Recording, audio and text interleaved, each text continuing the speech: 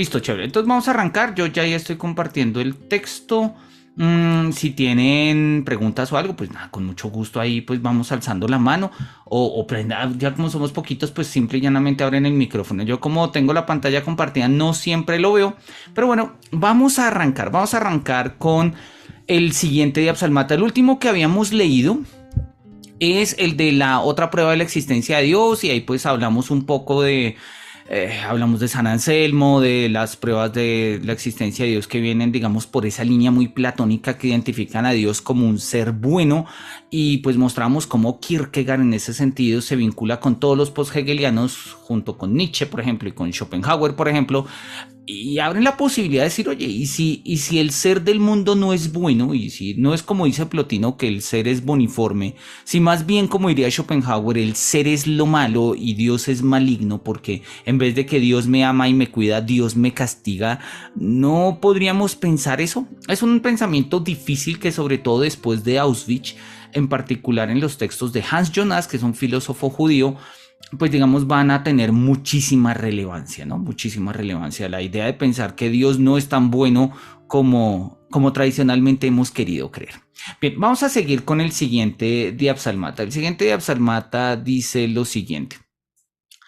Qué tremendo es el tedio, tremendamente tedioso.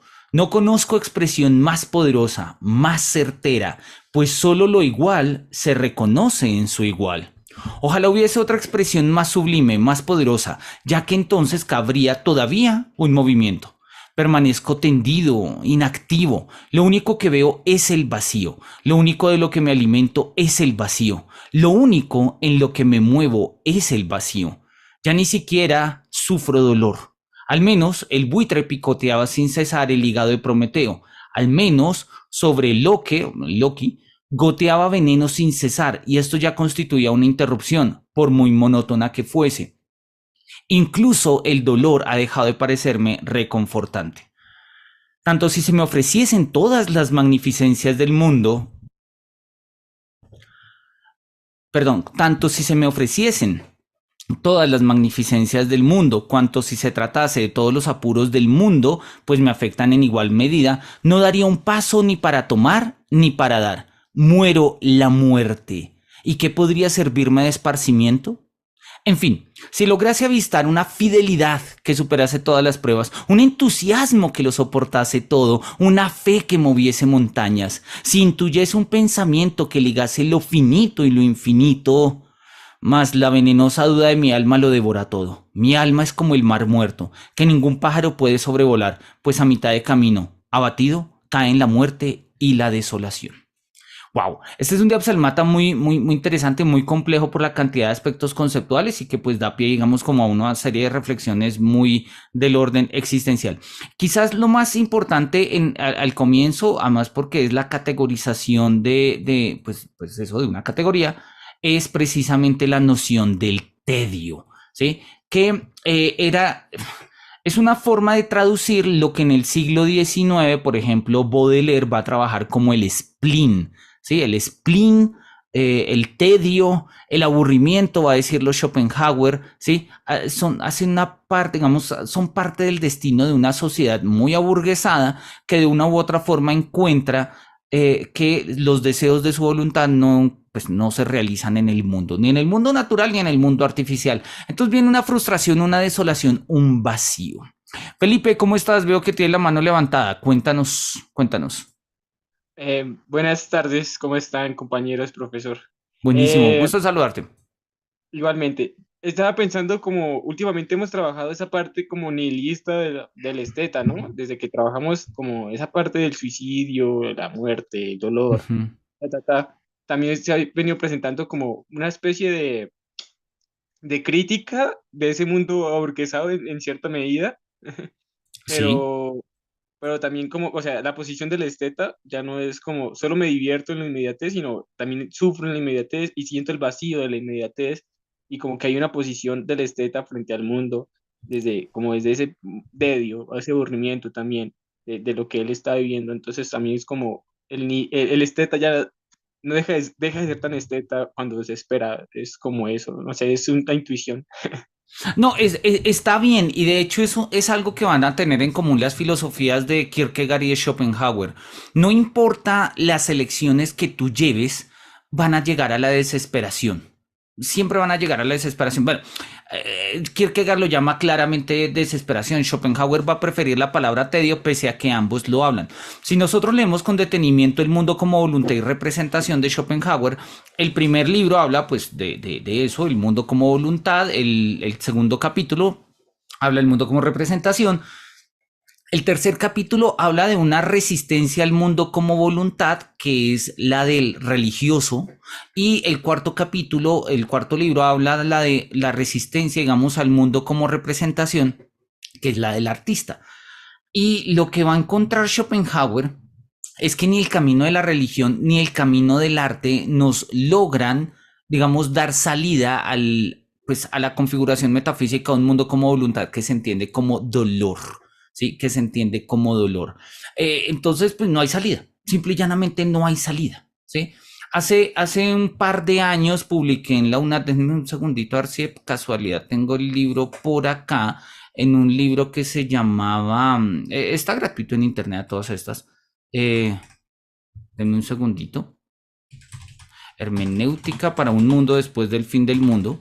Es como quedó titulado el texto. A ver, lo pongo rápidamente acá. Ahí está, este texto lo pueden descargar de la página de la UNAD. Búsquenlo en internet así tal cual, Hermenéutica para un mundo después del fin del mundo. Ahí aparece un poco la idea. Y es esta propuesta de ascetismo, egoísmo y asedia en torno a una consideración sobre Schopenhauer. Si bien la idea, la reflexión la oriento ahí en una perspectiva un poco histórica para pensar el problema del apocalipsis, que es lo que me interesa en este libro, ahí hago una consideración específica de ese tema. En Schopenhauer, no en Kierkegaard, pero van por el mismo lado. Y lo que tú dices, Felipe, es cierto. No es que un camino sea mejor que otro. El esteta, como el que vive en el estadio ético, como el que vive en el estadio religioso, van a llegar a la desesperación siempre, sí o sí. Punto. ¿Sí? Ahora, ¿qué es lo que hacemos nosotros ahí? Eso es quizás un poco el asunto. Ninguno de estos filósofos, ni Kierkegaard, ni Nietzsche, bueno, Nietzsche un poco a su manera, muy entre comillas, según lectura de Heidegger, pero ni Kierkegaard, ni Nietzsche, ni Schopenhauer, o sea, ninguno de los grandes anti-hegelianos o post-hegelianos van a establecer un tratado sobre cómo ser feliz, o sea, no van a establecer esa idea de ética para ser feliz y entonces nosotros debemos hacer esto, tampoco van a establecer una deontología. Schopenhauer sí va a escribir un libro que se llama Eudaimonología, o sea, un tratado sobre la felicidad, para decir que básicamente la búsqueda de la felicidad se consigue precisamente dejando el deseo de ser feliz. O sea, en el momento en el que tú dejas de desear, esa es tu máxima felicidad. ¿Sí? Pero eso es difícil, porque el mero hecho de existir implica deseo, es la tesis de Schopenhauer. Entonces, mira que vamos de la mano con lo que estábamos diciendo, ¿no? El vacío es lo único que veo, es lo único de lo que me alimento, es lo único en donde me muevo. Ya ni siquiera sufro dolor. Ya ni siquiera sufro dolor, ¿no? Hay una canción de The Wall de Pink Floyd que se llama Comfortably Numb, o sea, como cómodamente entumecido. Y yo creo que en este sentido Kierkegaard es muy lúcido al mostrar esa expresión, que luego pues no es el único, va a quedar expresada en muchos contextos. Queda también expresada en el álbum de The Wall de Pink Floyd. Nosotros nos sentimos muchas veces así. A veces quisiéramos, aunque sea, sentir dolor, pero lo único que sentimos es tedio, un tedio total, profundo y absoluto. Tal como tú lo dices ahí, sí es una lucidez trágica, es una lucidez trágica, ¿sí? Quizás pasaríamos de la docta ignorancia de los filósofos medievales que reconocían cómo todo su conocimiento no era más que ignorancia ante poder, ante el ser divino, ante el vacío de la existencia. Lo único que nos cabría sería eso, una lucidez trágica, una lucidez trágica. Es un poco la que termina encarnando Fausto, ¿no? Bien, entonces acá lo tenemos, es una idea muy buena, sí, de hecho dice, mira, ni siquiera sufro dolor, ¿no? Prometeo sufría del dolor, Loki era castigado con una gota que le caía, Sísifo tiene que subir una piedra, etcétera, pero yo ya ni siquiera siento dolor, ¿sí? Entonces, ¿qué podría servirme de esparcimiento? O sea, ¿qué me podría entender? ¿Qué me podría entretener? Y él dice, mira, Si lograse avistar una fidelidad que superase todas las pruebas, un entusiasmo que lo soportase todo, una fe que moviese montañas, algo que me vinculara lo finito y lo infinito, quizás eso sí, pero la duda, ¿sí? Es venenosa, ¿sí? Y devora mi alma por completo, por completo. Hay un poema de Pablo Neruda a propósito de, no tengo ni idea qué referencia tenga con Kierkegaard, dame un segundito. A ver, lo buscamos, que se llama, pero no lo tengo. No, acá está, denme un segundito, trato de compartirlo. Hay un poema de Pablo Neruda que se llama Walking Around. Les voy a copiar esto acá en el chat por si quieren tenerlo ahí a la mano. Sí. Listo.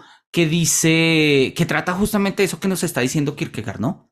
Entonces dice, sucede que me canso de ser hombre, sucede que entro en las sastrerías y en los cines, marchito, impenetrable, como un cisne de fieltro, navegando en un agua de origen y ceniza. El olor de las peluquerías me hace llorar a gritos. Solo quiero un descanso de piedras o de lana. Solo quiero no ver establecimientos ni jardines, ni mercaderías, ni anteojos, ni ascensores.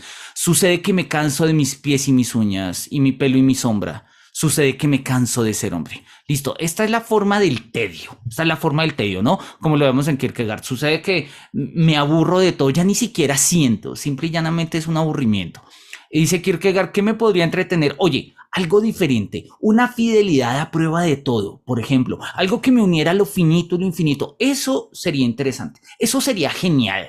Y dice Pablo Neruda, sin embargo, sería delicioso asustar a un notario con un lirio cortado o dar muerte a una monja con un golpe de orejas. Sería bello ir por las calles con un cuchillo verde y dando gritos hasta morir de frío.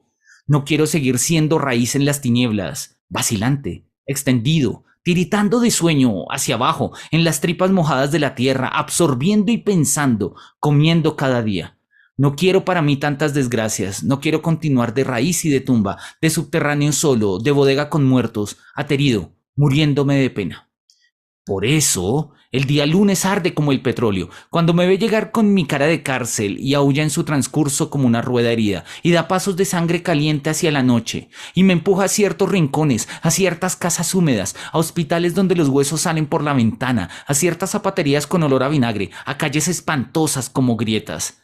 Hay pájaros de color de azufre y horribles intestinos colgando de las puertas de las casas que odio. Hay dentaduras olvidadas en una cafetera. Hay espejos que debieran haber llorado de vergüenza y espanto. Hay paraguas en todas partes y venenos y ombligos. Yo paseo con calma, con ojos, con zapatos, con furia, con olvido. Paso. Cruzo oficinas y tiendas de ortopedia y patios donde hay ropas colgadas de un alambre, calzoncillos, toallas y camisas que lloran lentas lágrimas sucias. Este es un poema muy bello y o sea, muy sugerente de Pablo Neruda, pero vean que tiene como las mismas, vamos a decirlo en términos no académicos, tiene las mismas vibes, ¿sí? Tiene las mismas vibras que el texto de Kierkegaard, ¿no? Permanezco tendido, inactivo, lo único que veo es el vacío, lo único de lo que me alimento es el vacío. Ya ni siquiera sufro dolor, ¿no? ¿Sí? Ya todo, incluso el dolor ha dejado de parecerme reconfortante, ¿sí? Muero la muerte. Y tiene ahí la nota de la página 45 que hace referencia a una cita bíblica, Génesis 2:17, ¿no? Pero ¿qué podría servirme de esparcimiento? Oye, algo diferente. ¿Sí? Una fidelidad que superase todas las pruebas, un entusiasmo gigante, una fe que mueva montañas, o sea, pasión, una pasión profunda, eso me parecería wow. Dice Pablo Neruda, ¿no? Sería delicioso ir a asustar a una monja con un golpe de orejas, ¿no? Sería delicioso ir con un cuchillo verde desnudo por las calles gritando y morir de frío. Tiene las mismas vibes, tío. O sea, está apuntando a lo mismo, ¿no? Creo que lo había dicho antes, ¿no? No, algunos se quejan de que este mundo es malo. Yo me quejo de que es mediocre. Y la mediocridad en el estadio estético lleva al tedio, naturalmente. No solamente del esteta, sino que pues tú puedes ser muy esteta, ¿sí? Pero en ese momento, pues cuando te das cuenta que hay un mundo compartido, hay un mundo con otros, pues tú no decides por los otros. Y eso es lo interesante de la propuesta kierkegaardiana. Y es que esto no es O sea, tradicionalmente a Kierkegaard se le estudia incluso desde la antropología, pero Kierkegaard no está estableciendo tipos de existencia ni tipos de hombres, ¿sí? Él está estableciendo una dialéctica existencial, una tensión que caracteriza nuestras vidas. Y esto creo que yo creo que es algo que hemos vivido. ¿Listo? Bien, este es maravilloso. Vamos a seguir. No sé si hay algo que comentar, Felipe, o... Sí, por acá se conectó Juan, Federico, un placer saludarles. Bien. Profesor, Sí, Sandra, cuéntame. quería decir algo, Claro. que tanto el esteta de Kierkegaard como el artista necesitan de la sombra, como esa oscuridad para poder existir de una manera satisfactoria, porque es precisamente allí en esa oscuridad en donde pueden liberar toda la capacidad expresiva, como en el hastío, necesitan como de ese hastío. O sea, no sé si estoy equivocada al hacer esa interpretación. No, no, no, para nada, al contrario. Lo que es decir, digamos, Kierkegaard es un filósofo asistemático versus el sistema hegeliano, entonces tratar de poner los conceptos en un sistema es raro. Sin embargo, Kierkegaard mismo en el postscriptum no científico a las migajas trata de hacerlo. Y él dice, mira, a la base está la angustia, ¿sí? Está la angustia a la base. De hecho, hagamos el esquema así muy rápido. No tengo ni idea cómo lo puedo hacer. Supongo que si comparto acá un escenario en blanco podría hacerlo. Parece que sí. Entonces lo que Kierkegaard va a decir es, mira, está la angustia a la base. Esto es postscriptum no científico a las migajas. Es un texto que viene prácticamente casi 6, 7 años después de los que estamos leyendo. Pero bueno, el de la angustia, que se define como la conciencia de la posibilidad ante la posibilidad, o sea, el vértigo de la posibilidad, ¿sí? Surgen como tres grandes posibilidades, ¿sí? Que es o lo uno o lo otro, o sea, una existencia estética caracterizada por la inmediatez o una existencia ética caracterizada por el compromiso y la mediación o una existencia religiosa que se caracteriza básicamente por un absurdo, donde nos saltamos las mediaciones y nos vinculamos a una relación extraña absoluta con lo absoluto. Sin embargo, y Kierkegaard lo sabe, todas estas tres van a terminar sí o sí en la desesperación. ¿Sí? Kierkegaard lo llama, Kierkegaard va a hablar de distintos tipos de la desesperación en el Tratado de la Desesperación. Va a hablar de la desesperación desesperada, la desesperación que espera, ¿sí? La desesperación desesperante. Bueno, en fin, va a establecer toda una serie de categorías intermedias. Y la forma de desesperación, o sea, la forma, digamos, en la que cada uno de estos estadios intermedios empiezan a tener como, perdón, vuelvo a repetir, la manera en la que cada uno de estos estadios, estético, ético y religioso, ¿sí? Van de camino a la desesperación, son justamente el esteta a partir de la ironía, ¿sí? El ético, o sí, el estadio estético a través del humor y la religiosidad a través de la fe. O sea, Kierkegaard lo decía al final del concepto de la ironía, y ya lo habíamos visto, ¿no? Denme un segundito a ver si lo puedo abrir acá y se los muestro de una vez. Pero era una cita que compartía, creo que era Joseph Freire en las primeras sesiones de nuestros encuentros. Él decía, ¿sí? Él nos mostraba precisamente cómo Kierkegaard va a caracterizar la ironía y el humor en términos de una especie de dimensión del escepticismo.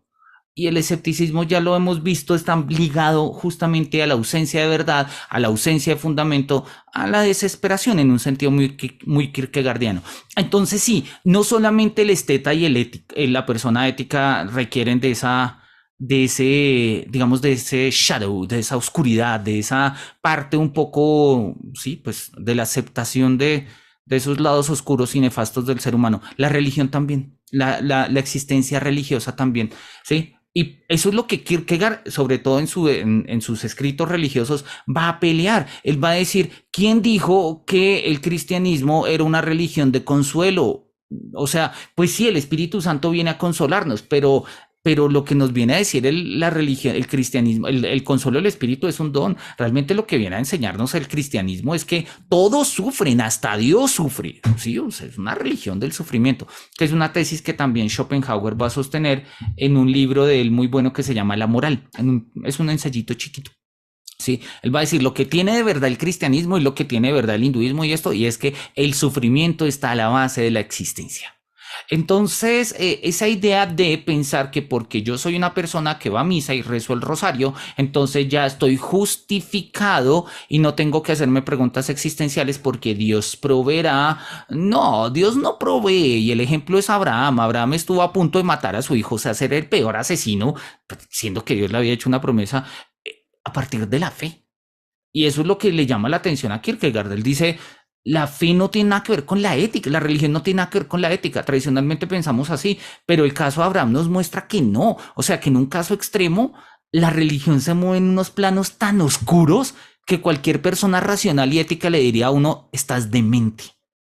Y en su sana razón. Y sin embargo, hay una existencia religiosa que tiene una cantidad de significados ahí. Claro, nosotros hoy en día no matamos hijos, bueno, no falta y tales, pero en principio no. Sin embargo, pues tenemos ciertas prácticas que pues muestran justamente esa oscuridad. Entonces, eso que tú estás diciendo, Sandra, tiene pleno sentido.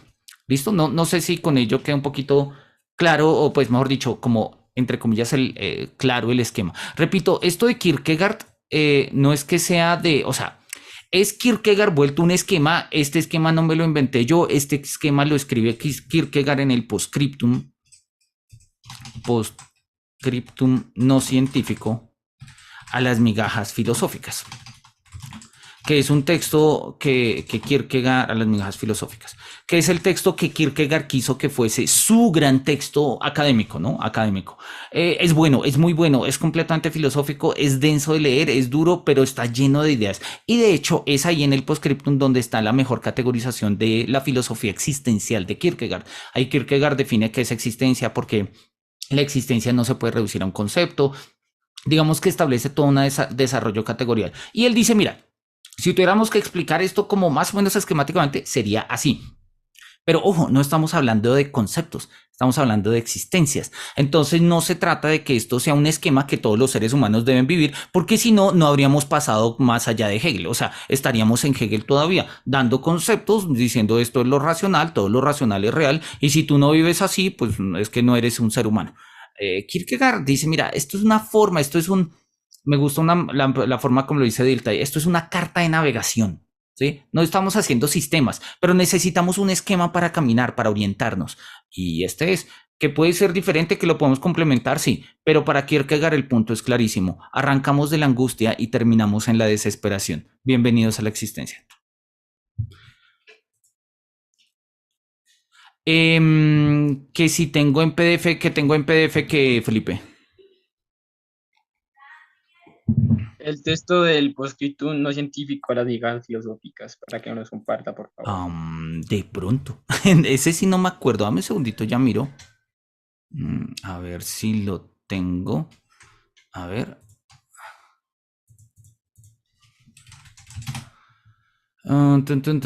Postscriptum no científico a las migajas. Parece que sí lo tengo. Entonces vamos a volver acá a nuestro PDF. Sí, tal cual. Sí, mira, postscriptum no científico a las migajas es un texto como de 600 páginas, es bastante extenso, repito. Ahí es donde Kierkegaard, pues, establece como toda su postura, lo que es su gran propuesta filosófica. Ahora lo subo al link que les compartí la vez pasada, ¿listo? Entonces, con eso lo tenemos. Bien, no sé, Sandra, si quisieras comentar algo o ya quedó más o menos claro con lo que charlamos. Sí, no, ya, muchísimas gracias. Dale, chévere. Bien, sigamos con el siguiente. Dice, asombroso. ¿Con qué ambiguo miedo de perder y de conservar se aferra el ser humano a esta vida? En alguna ocasión he pensado en dar un paso decisivo, en comparación con el cual todos los dados previamente solo serían chiquilladas, emprender el gran viaje de aventuras. Así como cuando se bota un barco, este es saludado con salvas de cañón, así me saludaría yo a mí mismo. Bien, muy bien. ¿Es valor lo que me falta?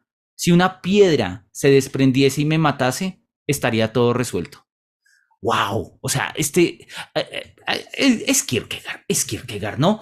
Dice, mira, asombroso, con qué ambiguo miedo de perder y de conservar se aferra el ser humano a esta vida, ¿no? Nos aferramos de maneras muy extrañas, ¿no? Con miedo de perder, pero al mismo tiempo con miedo de conservar. O sea, somos un nudo de nuestras propias contradicciones. Y él dice, mira, a veces me gustaría dar el paso decisivo, o sea, hacer el cambio radical en la vida, ¿sí? Aquel cambio que la mayoría de motivadores y coaches le dicen de, tú puedes cambiar tu realidad, y uno dice, sí, yo voy a cambiar mi realidad, a ver qué, pero pues ya no vivo en Cedritos, ahora vivo en Chapín, no, cambia tu realidad, vete a vivir a la India. Dice como, wow, sí, me voy al otro lado, y entonces uno mira, o sea, comparado con eso, todo lo demás no es más que chiquilladas. Sin embargo, o sea, ese gran viaje de aventura, una aventura existencial, algo que defina mi propia historia y redefina mi horizonte de existencia, ¿no? Y entonces así como cuando un barco va llegando se saludan con salvas, así me saludaría yo.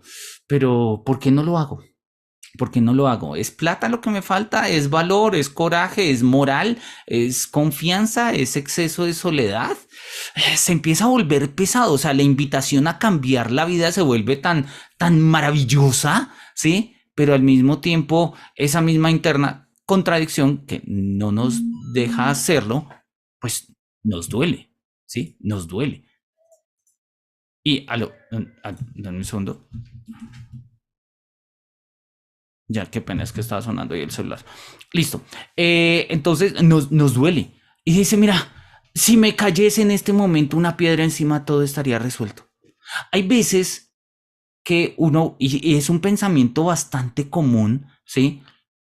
Sobre todo desde una perspectiva muy existencial, asumir que si en este momento me muriese, todo estaría resuelto. O sea, lo mejor que me podría pasar en este momento sería morirme. Y uno dice, bueno, pero pues mátate. No es matarme, porque es que si me mato, la familia, mi mamá, o sea, esto se vuelve un bollo y eso no sería la mejor solución. No, morirme, de verdad, sí, o sea, se cayó una piedra y me cayó encima. Oye, pues triste el accidente, pero ¿qué puedo hacer? ¿Sí? Kierkegaard lo está poniendo en estos términos y repito, esta expresión es una expresión que más de una vez se ha escuchado, ¿sí? Y pues, se escucha muy constantemente. La idea de, sí, soy el dueño de mi vida, puedo hacer cualquier cambio, estoy llamado a soñar y a crear grandes cosas, pero si tan solo me muriera, todo sería tan fácil, todo sería tan fácil. Y pues obviamente es una expresión dolorosa, ¿no? Dolorosa ese plano existencial, tal como ya lo estamos viendo pues, en el esquema anterior. Bien, este es muy bueno, este es muy bueno. Bien, sigamos. Dice, la tautología es y será cabalmente el principio supremo, el axioma supremo del pensar. Y nos pone ahí la nota 47 que vamos a leer. La nota 47 nos dice lo siguiente. Kierkegaard anota en su propio ejemplar de o lo uno o lo otro. Por lo demás, Stilpo de Megara ya proponía este principio, ¿no? Siguiendo la historia de la filosofía, en la cual pues muestra que esta idea de una u otra forma hace parte de la tradición filosófica. La tautología es y será cabalmente el principio supremo, el axioma supremo del pensar. Nada tiene pues de extraño que la mayoría de las personas hagan uso de ella. Nada deja tampoco que desear y puede muy bien reemplazar a la vida entera. Puede adoptar una forma burlona, chistosa, entretenida, a saber, la de los juicios infinitos. Este tipo de tautología es paradójica y trascendente. Puede adoptar una forma seria, científica y edificante, en cuyo caso la fórmula es la siguiente. Cuando dos magnitudes son iguales a una misma tercera magnitud, entonces son iguales entre sí. Es una inferencia cuantitativa. Este tipo de tautología es útil sobre todo en las cátedras y en los púlpitos donde tanto hay que decir. Y Kierkegaard lo va a mostrar y nos lo va a poner ahora precisamente, lo vamos a mostrar ahora más adelante, en esta premisa que además es una premisa bastante filosófica, ¿sí? Y tendremos que esperar un poco hasta Wittgenstein, por lo menos en el plano de la lógica, para darnos cuenta que tener la tautología como criterio último de verdad, pues es ridículo, ¿sí? Porque la tautología no dice nada. ¿Sí?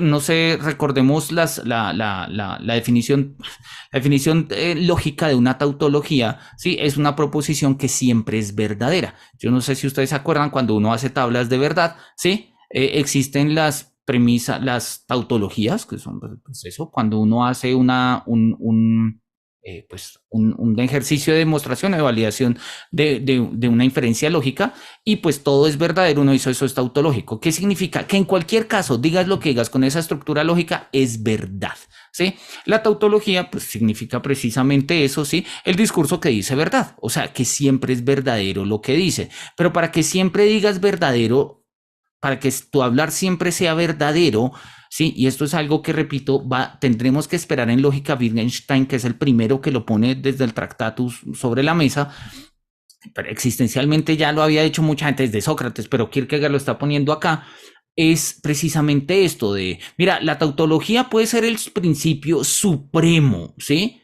E incluso podría reemplazar, ¿sí? A la vida entera, ¿sí? A la vida entera.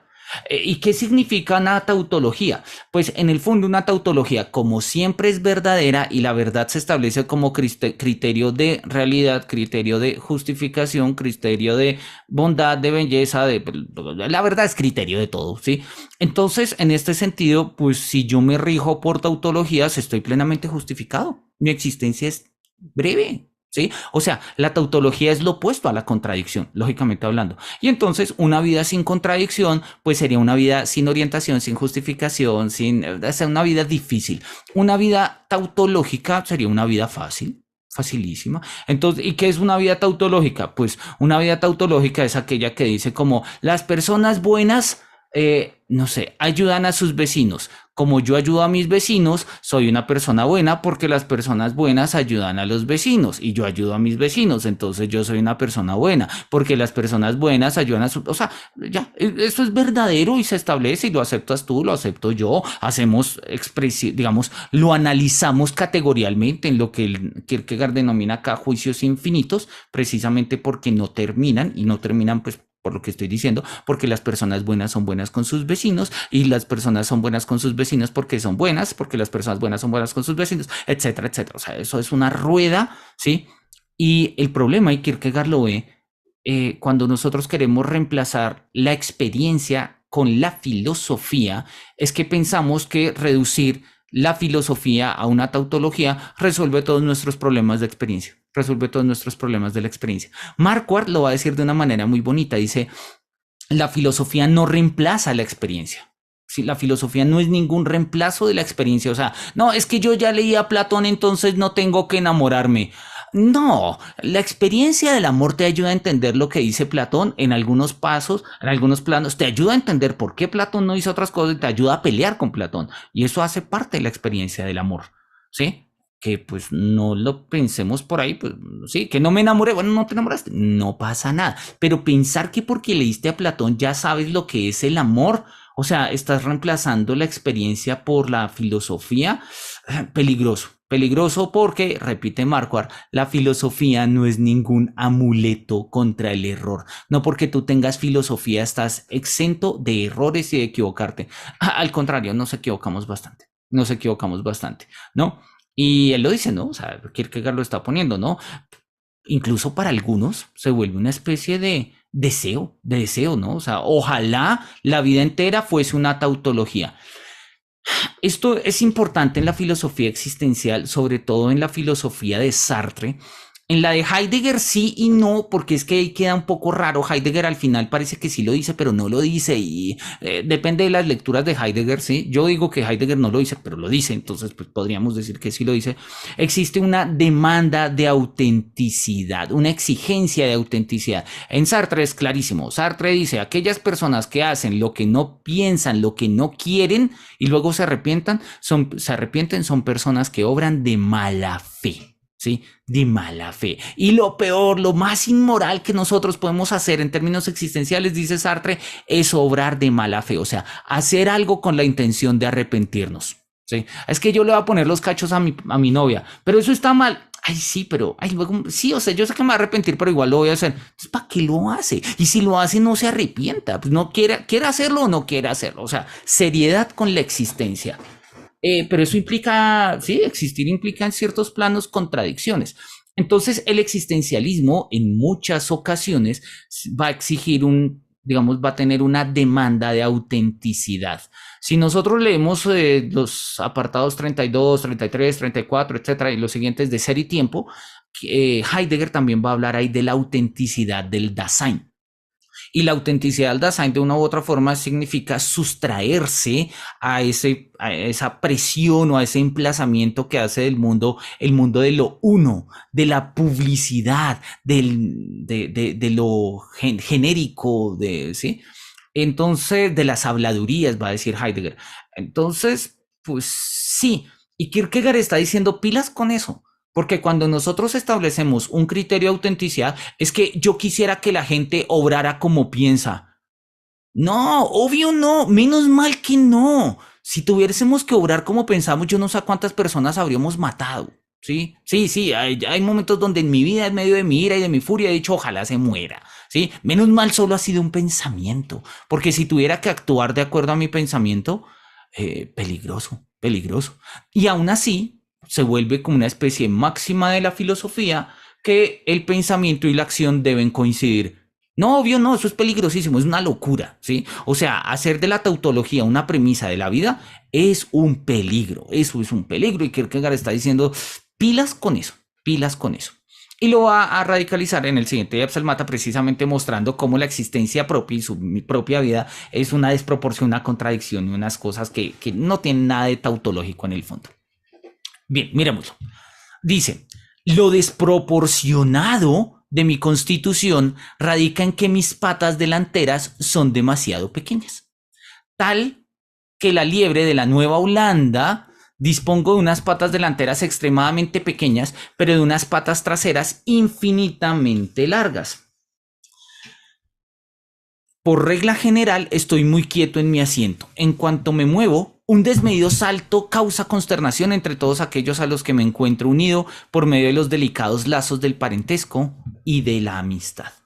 Ya nos lo había dicho antes, ¿no? En una de Absalmata anterior, denme un segundito, él nos dice que... no me acuerdo en dónde está, déjenme, lo miramos, ¿sí? Kierkegaard lo pone en términos de lentes, ¿no? Dice, mira, sí, la forma en la que yo veo el mundo es como si tuviera dos lentes. Un lente que aumenta todo y otro que lo disminuye, ¿sí? Y pues de esa manera no puedo ver las cosas. Miremos, denme un segundito, miremos acá cómo... Creo que, mira, pues acá está, pues mira, precisamente. Mi contemplación de la vida carece por completo de sentido. Supongo que un espíritu maligno ha colocado un par de anteojos, ¿sí? Ha colocado un par de anteojos sobre mi nariz, una de cuyas lentes agranda en desmesura, mientras que la otra empequeñece en igual manera, ¿sí? Empequeñece en igual manera. Entonces, mientras que uno me agranda las cosas hasta el infinito, el otro me lo achica hasta el infinito. Y dice Kierkegaard lo mismo acá, pues poniendo otra expresión, ¿no? Dice, mis piernas delanteras son muy pequeñas y mis pequeñas traseras son infinitamente largas. Es un poco la misma idea. Ahora, esto tiene que ver un poco, cuenta los biógrafos de Kierkegaard, que Kierkegaard tenía una deformidad física importante, tenía una gran joroba, ¿sí? De hecho, hay un texto que se llama así, La joroba de Kierkegaard, es uno de los textos introductorios más importantes a la obra de Kierkegaard, además muy temprano, a mediados del siglo XX, y de Hacker, Theodor Hacker, creo que se llama el autor. Y los actuales biógrafos dicen que esa joroba le produjo que una pierna fuera más larga que la otra, ¿sí? O sea, Kierkegaard era jorobado y tenía una pierna más larga que la otra. O sea, Kierkegaard, digámoslo así, no era muy bonito, ¿sí? En términos pues, en términos, digamos, elementales de la presentación personal. Incluso otros van más allá, dicen que tenía voz chillona, según testimonio de la época, y que incluso el pelo de él no era muy liso, sino era más bien como áspero. En fin, es también una forma caricaturesca de presentarlo. Kierkegaard mismo se sentía en esa desproporción, ¿sí? Y él dice, yo soy una desproporción física, ¿sí? Así como es como si tuviera un demonio que me hubiera puesto un lente que lo agranda todo y el otro que lo achica todo. Es como si tuviera las piernas delanteras o las patas delanteras demasiado pequeñas y las patas traseras demasiado largas, ¿sí? De tal manera que cuando me muevo, ¿sí? Es un salto desmedido, ¿sí? Que causa consternación en todos aquellos a los que me encuentro unido. Porque, es decir, Pues, ¿qué hace un ser que tiene las patas delanteras infinitamente chiquitas y las patas traseras infinitamente largas? Podríamos pensar un tiranosaurio rex, pero tiene las patas delanteras chiquitas. Pues es eso, es desproporción. Y el más mínimo movimiento, pues genera alteración. Dice, ¿qué le pasa a este hombre? Ah, no, se está moviendo. Sí, algo así. Algo así es lo que está mostrando Kierkegaard, ¿sí? Dice, me siento de esta manera. Me siento de esta manera. Bien, vamos a pasar al siguiente. Este es uno de los más famosos y de los más interesantes diapsalmatas, entre otras cosas, porque es quizás uno de los, pues, porque le va a dar nombre, en el fondo es el diapsalmata que le va a dar nombre al libro. O lo uno o lo otro, un discurso extático, ¿sí? Extático, o sea, la palabra éxtasis, de donde viene la palabra extático, etimológicamente hablando, quiere decir fuera de sí. Ex, afuera, ex significa afuera, ¿sí? Bueno, hoy en día lo decimos para anterior, ¿sí? Mi ex, pero ex significa tradicionalmente afuera. Y estáticos, ¿sí? Estasis, quiere decir estado, ¿sí? Entonces, un extático significa un estado exterior, algo que hace parte de lo que es afuera y no de lo que está adentro, ¿sí? Que es un poco lo que pasa cuando una persona entra en éxtasis por, pues, no sé, por aspectos religiosos o místicos, ¿sí? Es como de una u otra forma el tipo no está, o sea, por fuera hay una ruptura entre lo que es su afuera y su adentro. Claro, Felipe, eso tiene que ver con pensar la disyunción, pero no pensar la disyunción en términos dialécticos como la Aufhebung hegeliana, sino pues, en otros términos. En otros términos. Miremos cómo lo pone. Y acá, Sandra, va a tener más sentido lo que habíamos dicho de la desesperación. Cásate, te arrepentirás. No te cases, también te arrepentirás. Te cases o no te cases, en ambos casos te arrepentirás. O bien te casas o bien no te casas. En ambos casos te arrepientes. Ríete de las locuras del mundo, te arrepentirás. Llora por ellas, también te arrepentirás. Te rías de las locuras del mundo o llores por ellas, en ambos casos te arrepentirás. O bien te ríes de las locuras del mundo o bien lloras por ellas. En ambos casos te arrepientes. Confía en una joven, te arrepentirás. No confíes en ella, también te arrepentirás. Confíes o no confíes en una joven, en ambos casos te arrepentirás. O bien confías en una joven o bien no confías en ella, o lo uno o lo otro. En ambos casos acabarás arrepintiéndote. Cuélgate, te arrepentirás. No te cuelgues, también te arrepentirás. Te cuelgues o no te cuelgues, en ambos casos te arrepentirás. O bien te cuelgas o bien no te cuelgas. En ambos casos acabas arrepintiéndote. Esto, señores míos, es la quinta esencia de toda sabiduría. Y es una premisa que Kierkegaard tiene bastante clara y la va a poner incluso en el contexto del estadio ético e incluso en el contexto del estadio religioso. Y por eso hemos mostrado el esquema. No importa qué estadio existencial tengamos, toda la existencia colinda con la desesperación por la propia, comillas, naturaleza del existir mismo. Es decir, ahora, así que la pregunta de existir es ¿qué hago cuando me desespero? Que es la misma pregunta de Schopenhauer de ¿qué hago cuando me doy cuenta que el mundo es voluntad y que la voluntad es sufrimiento? ¿Sí? No se trata, de establecer una deontología de, tú deberías hacer esto, tú deberías hacer esto. Tampoco es un progreso. No, es que cuando somos adolescentes, hedonistas y egoístas, somos estetas. Luego somos personas decentes y profesionales y nos volvemos éticos. Y al final ya somos personas religiosas porque rezamos el rosario y vamos a misa. Y Kierkegaard no es Comte. Kierkegaard no está poniendo estadios de existencia como estadios de forma humana. Pese a que, repito, esa es la lectura tradicional que se presenta en cualquier teoría o en cualquier tratado de filosofía o historia de la filosofía. La propuesta de Kierkegaard es eso. O sea, es o lo uno o lo otro. Igual te vas a arrepentir. Estudia filosofía, te arrepentirás. No estudias filosofía, igual te vas a arrepentir. O estudias filosofía o no estudias filosofía. En cualquier caso, te vas a arrepentir. No importa lo que hagas, te vas a arrepentir. ¿Sí? Entonces creo que eso queda un poco ahí claro, ¿no? No es que yo únicamente en instantes contados lo contemple todo a eterno modo, o sea, desde una perspectiva eterna, como dice Spinoza, sino que yo soy siempre eterno modo. Muchos creen también que lo son cuando, habiendo hecho o lo uno o lo otro, unen o median dichos opuestos. Pero esto es un malentendido, ya que la verdadera eternidad no yace tras un tal o bien, sino delante de este. Por ello, su eternidad no será más que una dolorosa sucesión temporal, pues deberán rumiar un arrepentimiento doble. Mi ciencia es fácil de captar, puesto que solo dispongo de un axioma del que ni siquiera parto. Es preciso distinguir entre la subsiguiente dialéctica del o bien, o sea, de lo uno o lo otro, y lo externo que aquí se insinúa.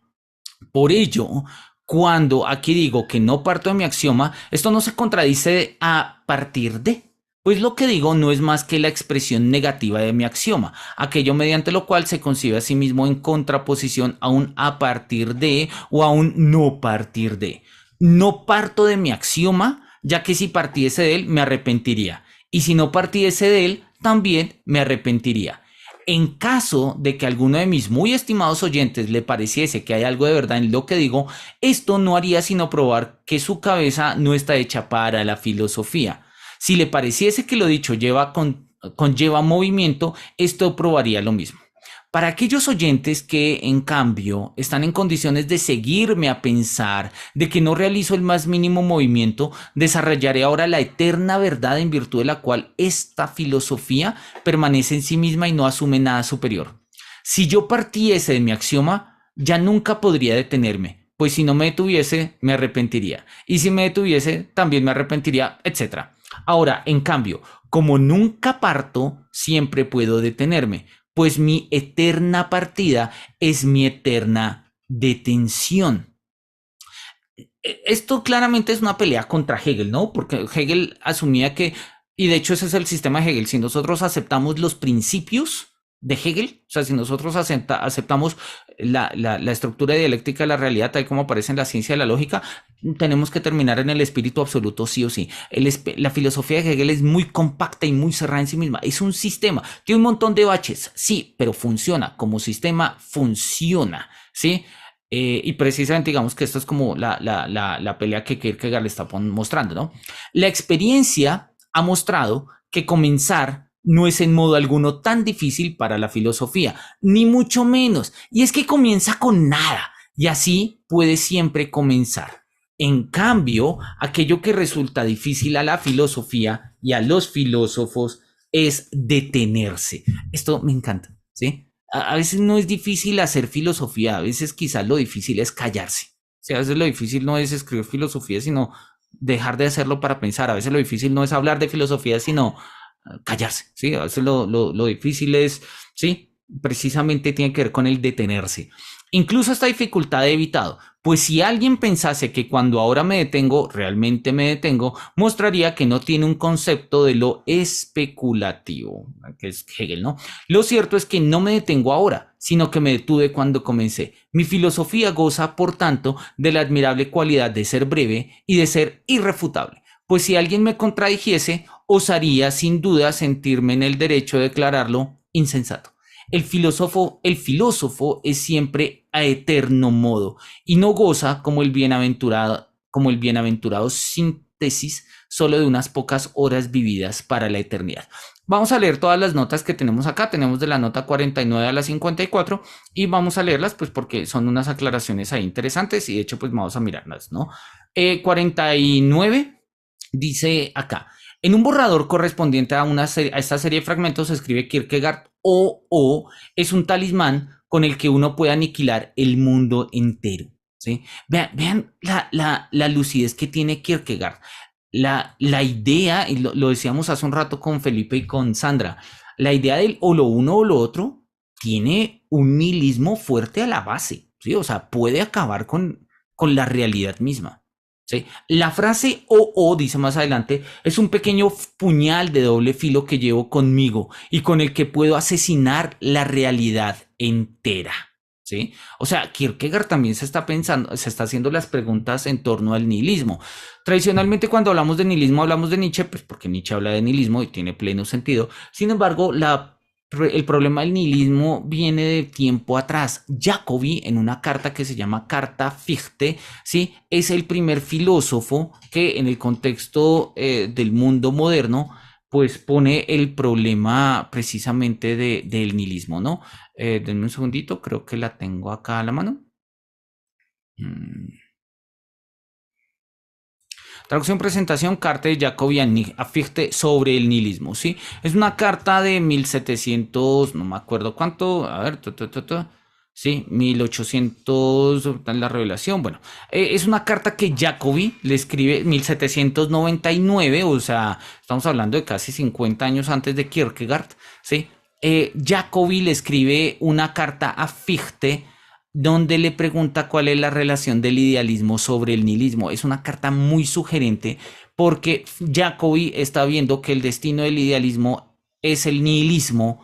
Claro, lo dice de manera bonita, dice, maestro, usted es el que sabe, porque Jacobi era un comerciante que le fue muy bien, tenía mucha plata, y digamos, fue una persona que vivió en el momento correcto con los medios correctos, ¿no? Entonces, tenía buena plata, le gustaba la filosofía, entonces se codeaba de tú a tú con los grandes filósofos, pero no era filósofo. Pero como tenía plata, entonces los filósofos iban a la casa de él y comían y hacía coloquios y una especie, digamos, de centros literarios y, sí, ahí en su casa. Y entonces él era amigo de grandes filósofos. Fue amigo de Jacobi, fue amigo de Fichte, Jacobi fue amigo de Fichte, fue amigo de Schelling, fue amigo de los Schlegel, de la gente del Sturm Drang, y Jacobi es una persona importante en la historia de la filosofía alemana porque sin ser formalmente filósofo es un tipo que dinamizó los diálogos de los filósofos y pues los textos de Jacobi hoy en día se consideran filosóficos, repito, no tanto por lo que dice, sino por lo que pregunta. Y una de las preguntas que pone acá, sobre todo en esa carta a Fichte, es la del nihilismo. Dice, hombre, a mí me parece que el idealismo termina en nihilismo. Y es lo que una u otra forma está pensando acá Kierkegaard incluso, ¿no? O sea, esta frase de o me puede permitir acabar la realidad entera. Lo que digo es o es esto o es aquello. Si en la vida hay algo que no es esto o aquello, entonces no es en absoluto. Y esa es la tesis hegeliana fundamental del en sí y del para sí. ¿Sí? Bueno, ahí pone ahí confrontar la cita, el laberinto viaje. Confrontar la obra de El laberinto viaja a través de Dinamarca, Alemania, Francia y Suiza en Jens Begensens Daxe, no tengo ni idea cómo suena esto, está en danés, donde el personaje principal afirma, nada me resulta más incomprensible que el hecho de que diferentes filósofos que en casi todas las demás cosas se contradicen el uno al otro, concuerden en afirmar que nada asusta a la naturaleza ni subleva la razón tanto como la inexistencia. ¿Sí? Quizás, o sea, los filósofos nos contradecimos, pero estamos de acuerdo en asumir y en aceptar que lo más raro es hablar de lo que no existe. Ya desde Parménides, ¿no? Parménides dice que hablar del no ser es raro y que se necesitarían tener dos cabezas para una que piense el ser y otra el no ser, pero esa vaina es muy rara. Por eso, verso 3 del poema de Parménides, ser y pensar son lo mismo. Y lo mismo le ocurre a Hegel, ¿no? Hegel termina, pese que habla de la nada y la nada es nada, pura nada y nada más que nada, pues coincide con el ser, solo ser y nada más que ser, dice en la ciencia de la lógica. Por eso, pues, todo lo real es racional. Volvemos a esta premisa con claros ecos Parmenides. A decir verdad, me parece que en esta aserción se insinúa una cierta jactancia, pues es inverosímil que tantos hombres eruditos e ingeniosos se equivoquen respecto de lo que realmente concierne a este o y que, como suele decirse, estén en las nubes. El miedo y el horror a la inexistencia tiene a mi juicio mucho de parecido al asco y al temor que algunas de nuestras distinguidas señoras sienten por las moscas, las rosas, el azafrán, los hombres y cualquier otra cosa. Temor que por lo general solo se manifiesta en sociedad y desaparece cuando se quedan a solas con el objeto en relación de intimidad y confidencia. Queda muy bien desmayarse, en particular cuando uno no puede prever de qué manera va a caer y se considera que estremecerse por nada es algo especial, profundo y metafísico. Yo, que no soy ni especial, ni profundo, ni sobrenatural y que tampoco apuesto a parecerlo, admito francamente que no me asusta nada. Y acá pues obviamente más adelante nos va a hacer la referencia en el 53 a la noción hegeliana de la nada. Ahorita miramos los otros, pero es que esta está relacionada. 53. Alusión a la lógica hegeliana en cuyo contexto el ser abstracto y sin determinaciones es el mismo tiempo ente y nada, ¿sí? Cuando nosotros miramos la ciencia de la lógica, quienes vimos los cursos de ontología, pues precisamente arrancábamos por ahí. Hegel dice precisamente el ser, puro ser, nada más que ser, y la nada, pura nada y nada más que nada, pues son lo mismo, pues son lo mismo, ¿no? Miremos cómo lo dice Hegel acá en la ciencia de la lógica. A ver, miremos. Vamos, acá está, este es el estudio preliminar, vamos un poquito más adelante. El estudio preliminar de Félix Duque de esta versión, que es la versión de Abada, es bastante sugerente, es muy bueno. Pues si algún día tienen la oportunidad de echarle una mirada, háganlo. Y acá está pues la ciencia de la lógica, ¿no? Está el prólogo de la primera versión, de la segunda versión. Y empieza Hegel diciendo, bueno, su introducción que es muy bonita, es una de las introducciones, además es de las pocas veces que Hegel habla con relativa claridad, ¿no? Y empieza a hablarnos acá de el primer libro, El Ser. Y nos dice Hegel lo siguiente. División general del ser, acá está, el ser. Dice Hegel, ser, puro ser. Ser sin ninguna determinación ulterior, dentro de su inmediatez indeterminada. Él es solamente igual a sí mismo, sin ser tampoco desigual frente a otro. No tiene ninguna diversidad en su interior, ni tampoco hacia afuera. Porque una determinación o contenido, cualquiera que fuere puesto como diferente de él, o por el cual fuere puesto como diferente de un otro, dejaría de estar firmemente mantenido en su pureza. Él es la indeterminidad y vacuidad puras. Sí, o sea, el ser sin indeterminación, el ser indeterminado, completamente ser, sin ninguna determinación. Dentro de él nada hay que intuir. Sí puede hablarse acá de intuición. O bien él es solo este puro vacío intuir mismo. Tampoco hay algo que pensar dentro de él. O bien él es justamente este vacío pensar, ¿no? El ser, lo inmediato indeterminado, no es de hecho nada, ni más ni menos que nada. Luego viene B, nada. Nada, la pura nada. Ella es siempre igualdad consigo misma, perfecta vaciedad, carencia de determinación y contenido, indiferencialidad dentro de ella misma. En la medida en que pueden mencionarse aquí intuir y pensar, vale entonces como diferencia que algo o que nada sea intuido o pensado. Nada intuir o nada pensar tiene pues una significación. Nada es, nada hay dentro de nuestro intuir o pensar. O más bien, ella es el vacío intuir y pensar mismos, y el mismo vacío intuir pensar que el puro ser. Nada es con esto la misma determinación, o más bien carencia de determinación, y por ende, en general, lo mismo que el puro ser es. O sea, para Hegel, la pura nada y el ser nada, la pura nada y el ser indeterminado son lo mismo, coinciden. Y uno dice, Schopenhauer en el arte de insultar va a decir, mira, un filósofo que diga que el ser y la nada es lo mismo hay que mandarlo al manicomio, completamente, o sea, ¿sí? Miremos a ver si tengo acá la cita de Schopenhauer a la mano, no, tal vez la tenga o no, miremos, no lo tengo. Luego buscamos el arte de insultar. En el arte de insultar de Schopenhauer, ¿sí? Pues Schopenhauer habla precisamente en esos términos, dice, mira, un filósofo que dice que el ser y la nada son lo mismo hay que mandarlo al manicomio, este man no puede estar dando clases de filosofía.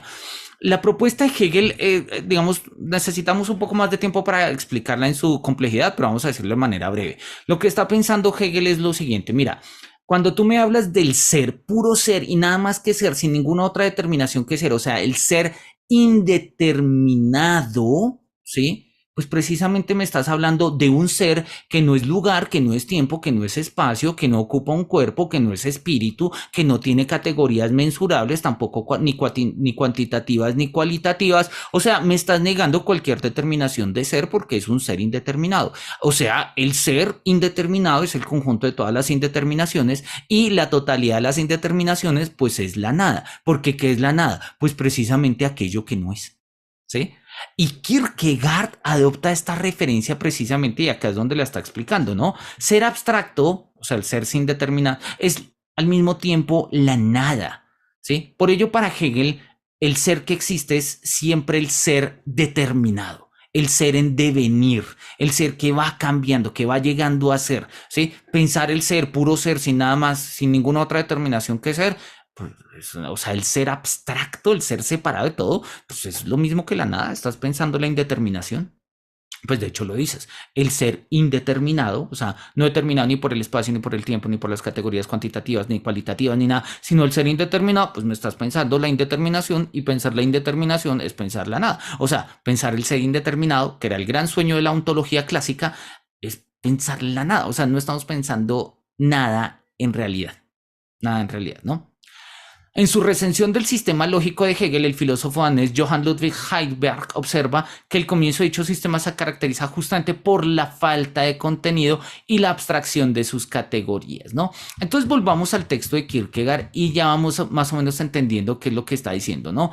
Te casas, te arrepentirás. No te casas, también te arrepentirás. Si el ser y la nada son lo mismo, ¿sí? Eso tiene sentido en la ontología hegeliana, no más allá de la ontología hegeliana, pero Kierkegaard, de manera irónica, descontextualiza las premisas hegelianas precisamente para mostrar su limitación. Irónicamente, sí, irónicamente, ¿sí? Mostrando precisamente cómo lo difícil de los filósofos es establecer, o sea, es detenerse, es establecer un hasta aquí llego, ¿sí? Es lo difícil de la filosofía moderna es reconocer la finitud y por eso la filosofía contemporánea nace con el reconocimiento de la finitud. La finitud es justamente saber dónde detenerse, ¿no? La referencia a la nada la tenemos acá, ¿no? O sea, pues la decía Kierkegaard acá. La experiencia ha mostrado que comenzar no es en modo alguno tan difícil para la filosofía, ni mucho menos, pues es que comienza con nada. Si la filosofía de Hegel empieza por la nada, que es el ser, o sea, indeterminado, pero pues el ser, puro ser y nada más que ser es lo mismo que la nada, pura nada y nada más que nada, o sea, sí, eso repito, eso tiene sentido en la lógica hegeliana y nada más dentro de la lógica hegeliana.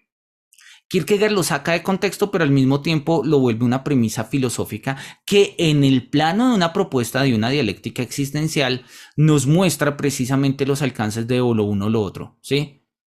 Empieza en la filosofía, te arrepentirás. No empieces en la filosofía, te arrepentirás. ¿Sí? Toma café por las noches, te arrepentirás. No tomes café por las noches, igual te vas a arrepentir. O sea, la existencia no importa por qué caminos, por qué estadios nos lleve. El existir implica afrontarnos a la desesperación, bien sea en el plano de la estética, bien sea en el plano de la ética, bien sea en el plano de la religión o incluso en otros planos, ¿sí? Si decimos que no nos gustan estas tres denominaciones, cambiémosle el nombre, pongamos 4 estadios, 10 estadios. El punto es que existir y preguntarse por lo que significa esa existencia lleva a la desesperación sí o sí, sí o sí. Y ese es el quid del asunto, ¿sí? Es duro, sí, pero el problema es que la filosofía no ve eso, ¿sí? Una persona que quiere transformar la tautología en su vida entera no ve eso. La filosofía está llamada a pensar con pasión, ¿sí? O sea, desde el patos. Juan, tienes levantada la mano, ¿cómo estás? Un gusto saludarte. Hola, profesor Manuel, buenas tardes, espero que se encuentre muy bien. Primero, pues agradecerle por los espacios de este filósofo que pues poco o nada conocía realmente, hasta hace unas semanas que pues he estado participando. Y yo tengo una inquietud, bueno, no sé si venga el caso porque seguramente es una pregunta bastante extraña, pero me gustaría, digamos, tratar de poner la inquietud, pues porque pues ya que estamos aquí como inquietos, vale la pena, ¿no? Yo normalmente, digamos, siempre me he preguntado cuando las personas, digamos, en la cotidianidad no se piensan, ¿sí? Cuando son individuos que de alguna manera están siempre para hacer exactamente lo mismo a lo que fueron diseñados, por ejemplo, trabajar. Entonces se levantan, despiertan, se levantan, van a trabajar, vuelven a su casa y toda su vida se trata de eso. Yo, digamos, no, obviamente en esto de la filosofía, pues yo muy poco, a diferencia quizás de toda la experiencia que tiene su merced, pero yo, digamos, veo a veces a esos individuos como seres que no se piensan, es decir, como personas que no se transforman o que simplemente están como cumpliendo, es como si la historia del mundo dijera, la historia del mundo se basa en que las personas trabajan y hay personas que se dedican enteramente a trabajar. pero pues obviamente la historia del mundo no es solamente las personas que trabajan, ¿no? Sino las personas que en algún momento fueron a la guerra o que hicieron grandes descubrimientos o que a nivel del pensamiento hicieron algo. Y mi pregunta va, digamos, ¿eso también podría ser representativo como la nada? Es decir, esas personas que de alguna manera solamente se han dedicado enteramente su vida a trabajar, llegan de viejos y los hijos, bueno, sea cual sea la situación final de esas personas, que normalmente siempre quedan en el olvido, quedan, y creo que hay un espacio en donde usted nos estaba diciendo de las personas adultas, como vemos a los abuelos, como vemos a los niños, entonces esos no están dentro de la realidad, ¿no? Pero a mí me parece que, digamos, la pregunta va sobre eso. Cuando uno no se cuestiona su ser, cuando uno no se cuestiona su existencia, esa identidad pasa a ser también identificada como la nada. Wow, genial, Juan. Es una pregunta muy, muy buena y muy, muy lúcida. Y a ver, Kierkegaard, a ver, lo que pasa es que hacemos como una aclaración previa antes de abordar la pregunta por los cuernos, ¿no? La noción de nada en el existencialismo y sobre todo en la filosofía existencial se ha vuelto muy, muy importante. En parte porque digamos que la filosofía existencial se ha tenido que vérselas precisamente con la noción de eso, la nada. ¿Y qué es la nada? Oye, pues muy simple y llanamente, como lo va a decir Nietzsche, pues es el sin fundamento.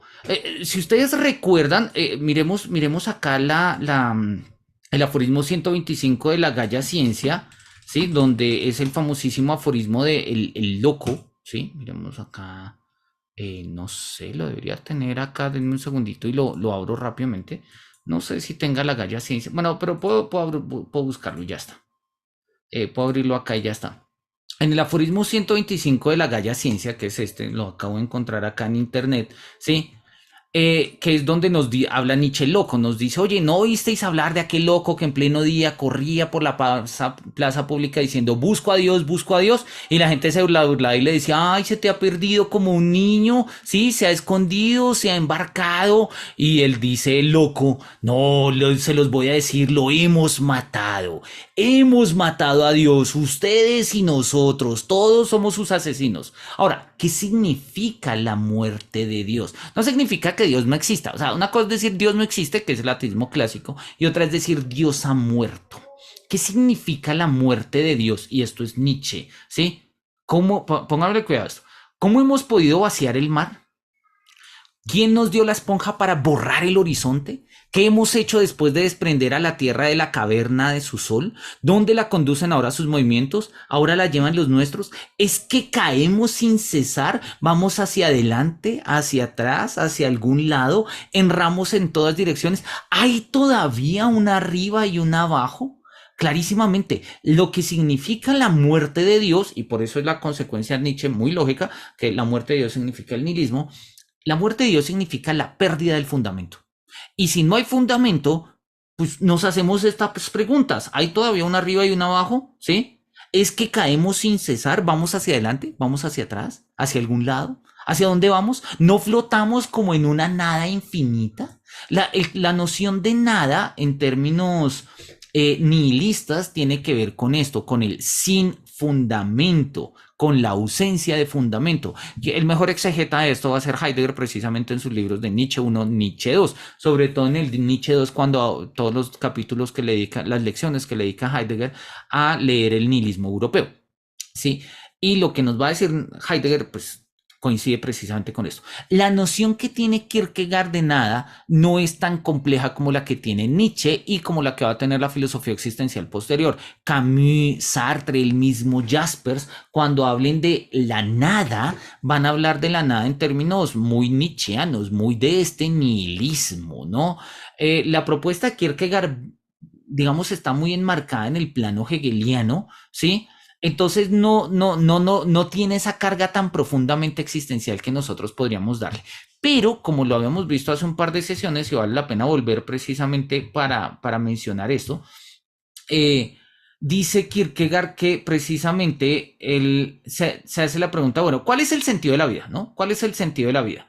Y él dice, me parece que el sentido de la vida es un poco extraño, ¿sí?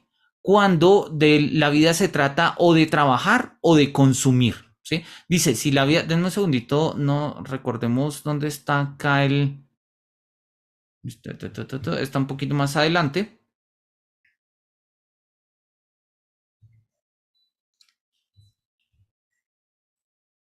Mira, acá está, la página 55, acá a la derecha dice, ¿cuál es, resumidas cuentas, el sentido de esta vida? Si uno divide a las personas en dos grandes clases, puedo afirmar que unas trabajan para vivir, ¿sí?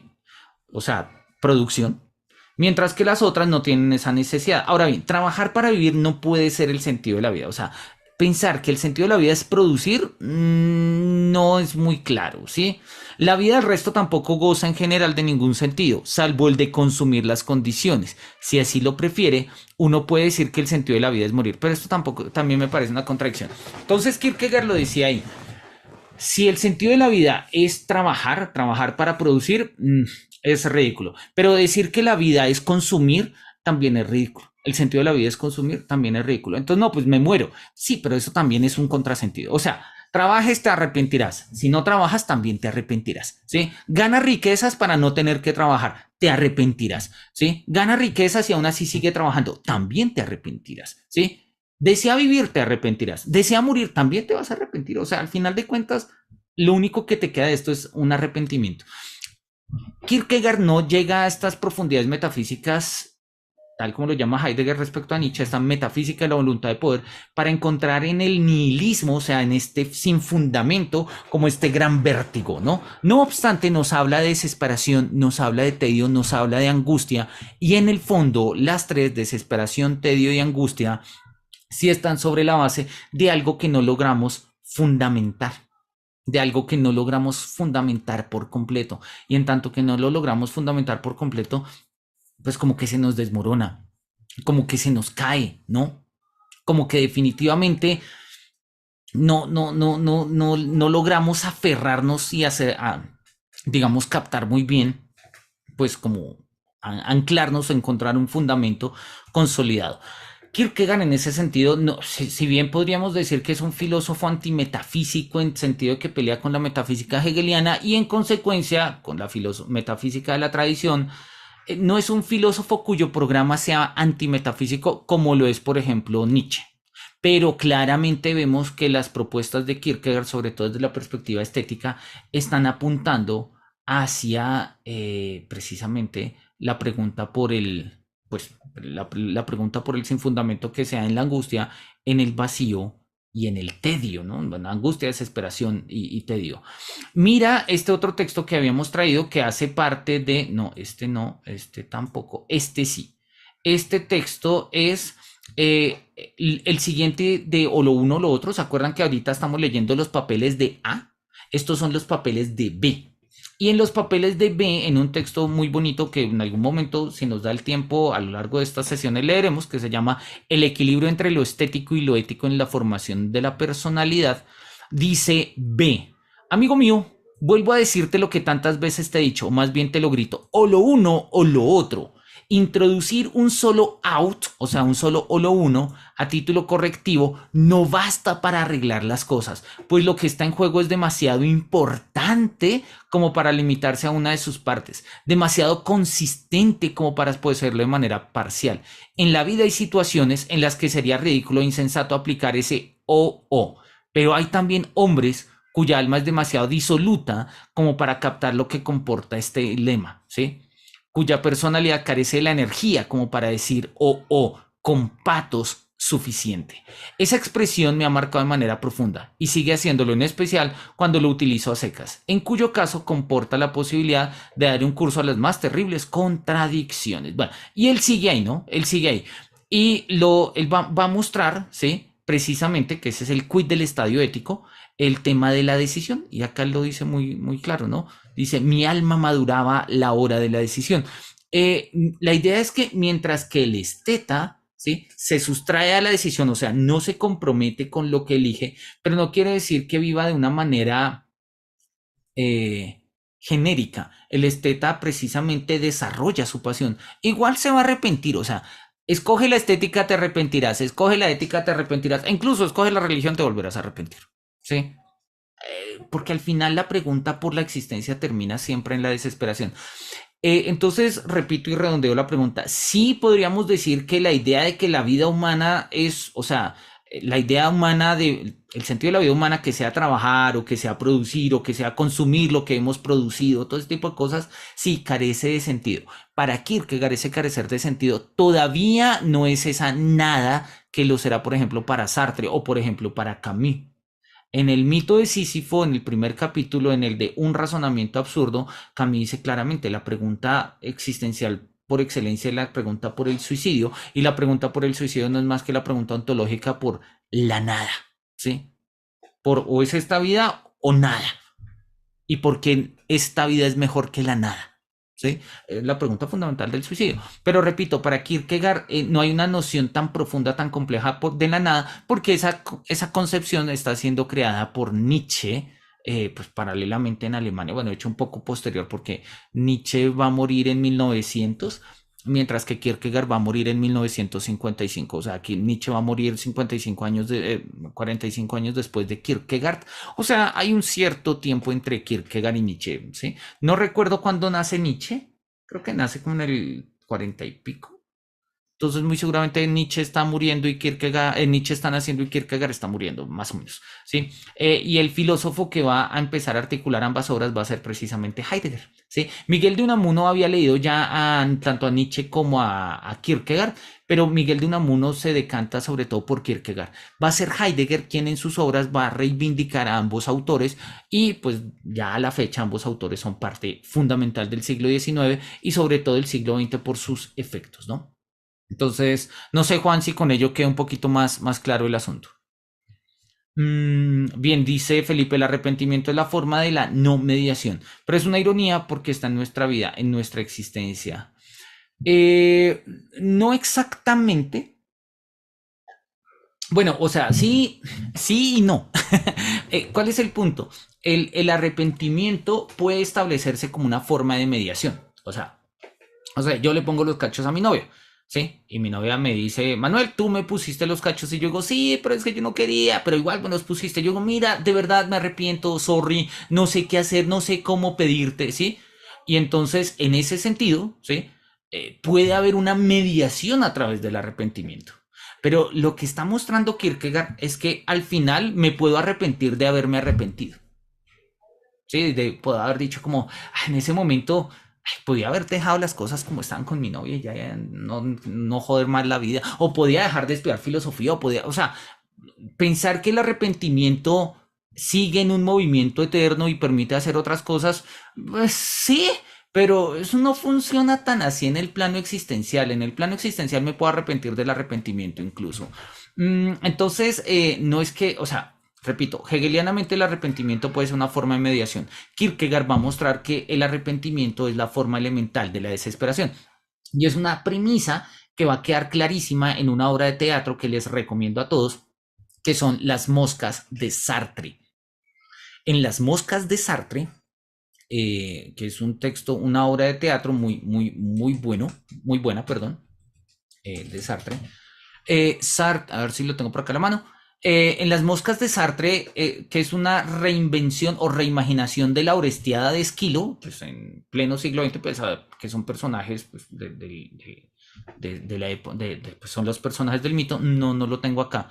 Pero bueno, ustedes luego la buscan, Las Moscas de Sartre. En Las Moscas de Sartre, las moscas que empiezan a pulular por todo el escenario son símbolo del arrepentimiento. Y entre más arrepentida está la sociedad, más grandes son las moscas.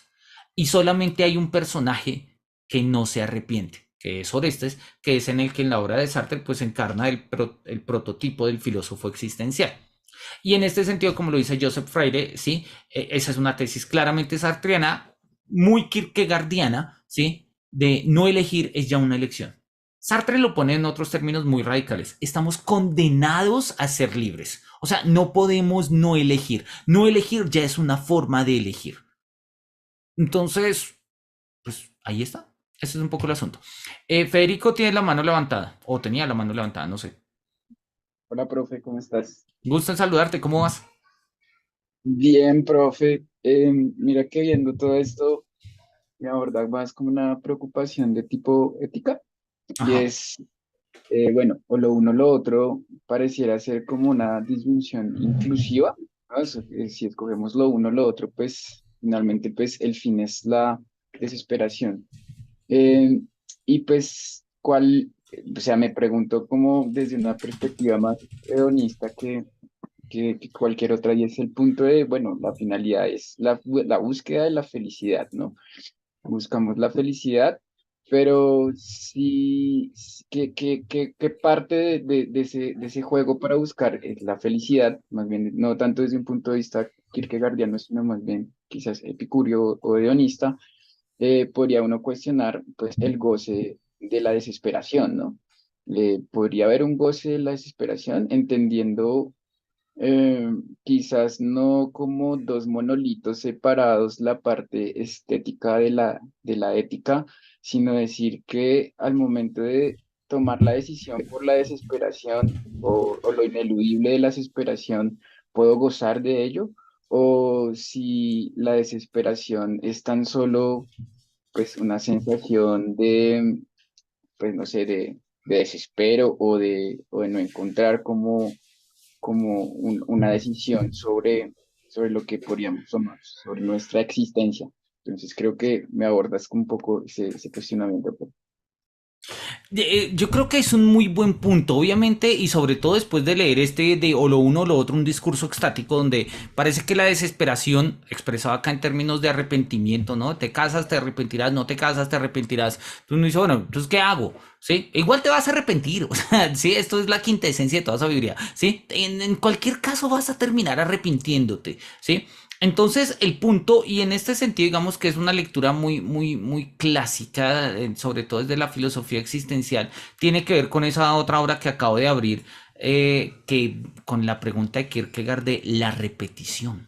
La repetición. O sea, si se trata de o lo uno o lo otro, ¿cuál es el lugar de la repetición en el plano de la existencia? Incluso formulemos la pregunta en estos siguientes términos. ¿Existe una repetición en el plano de la existencia?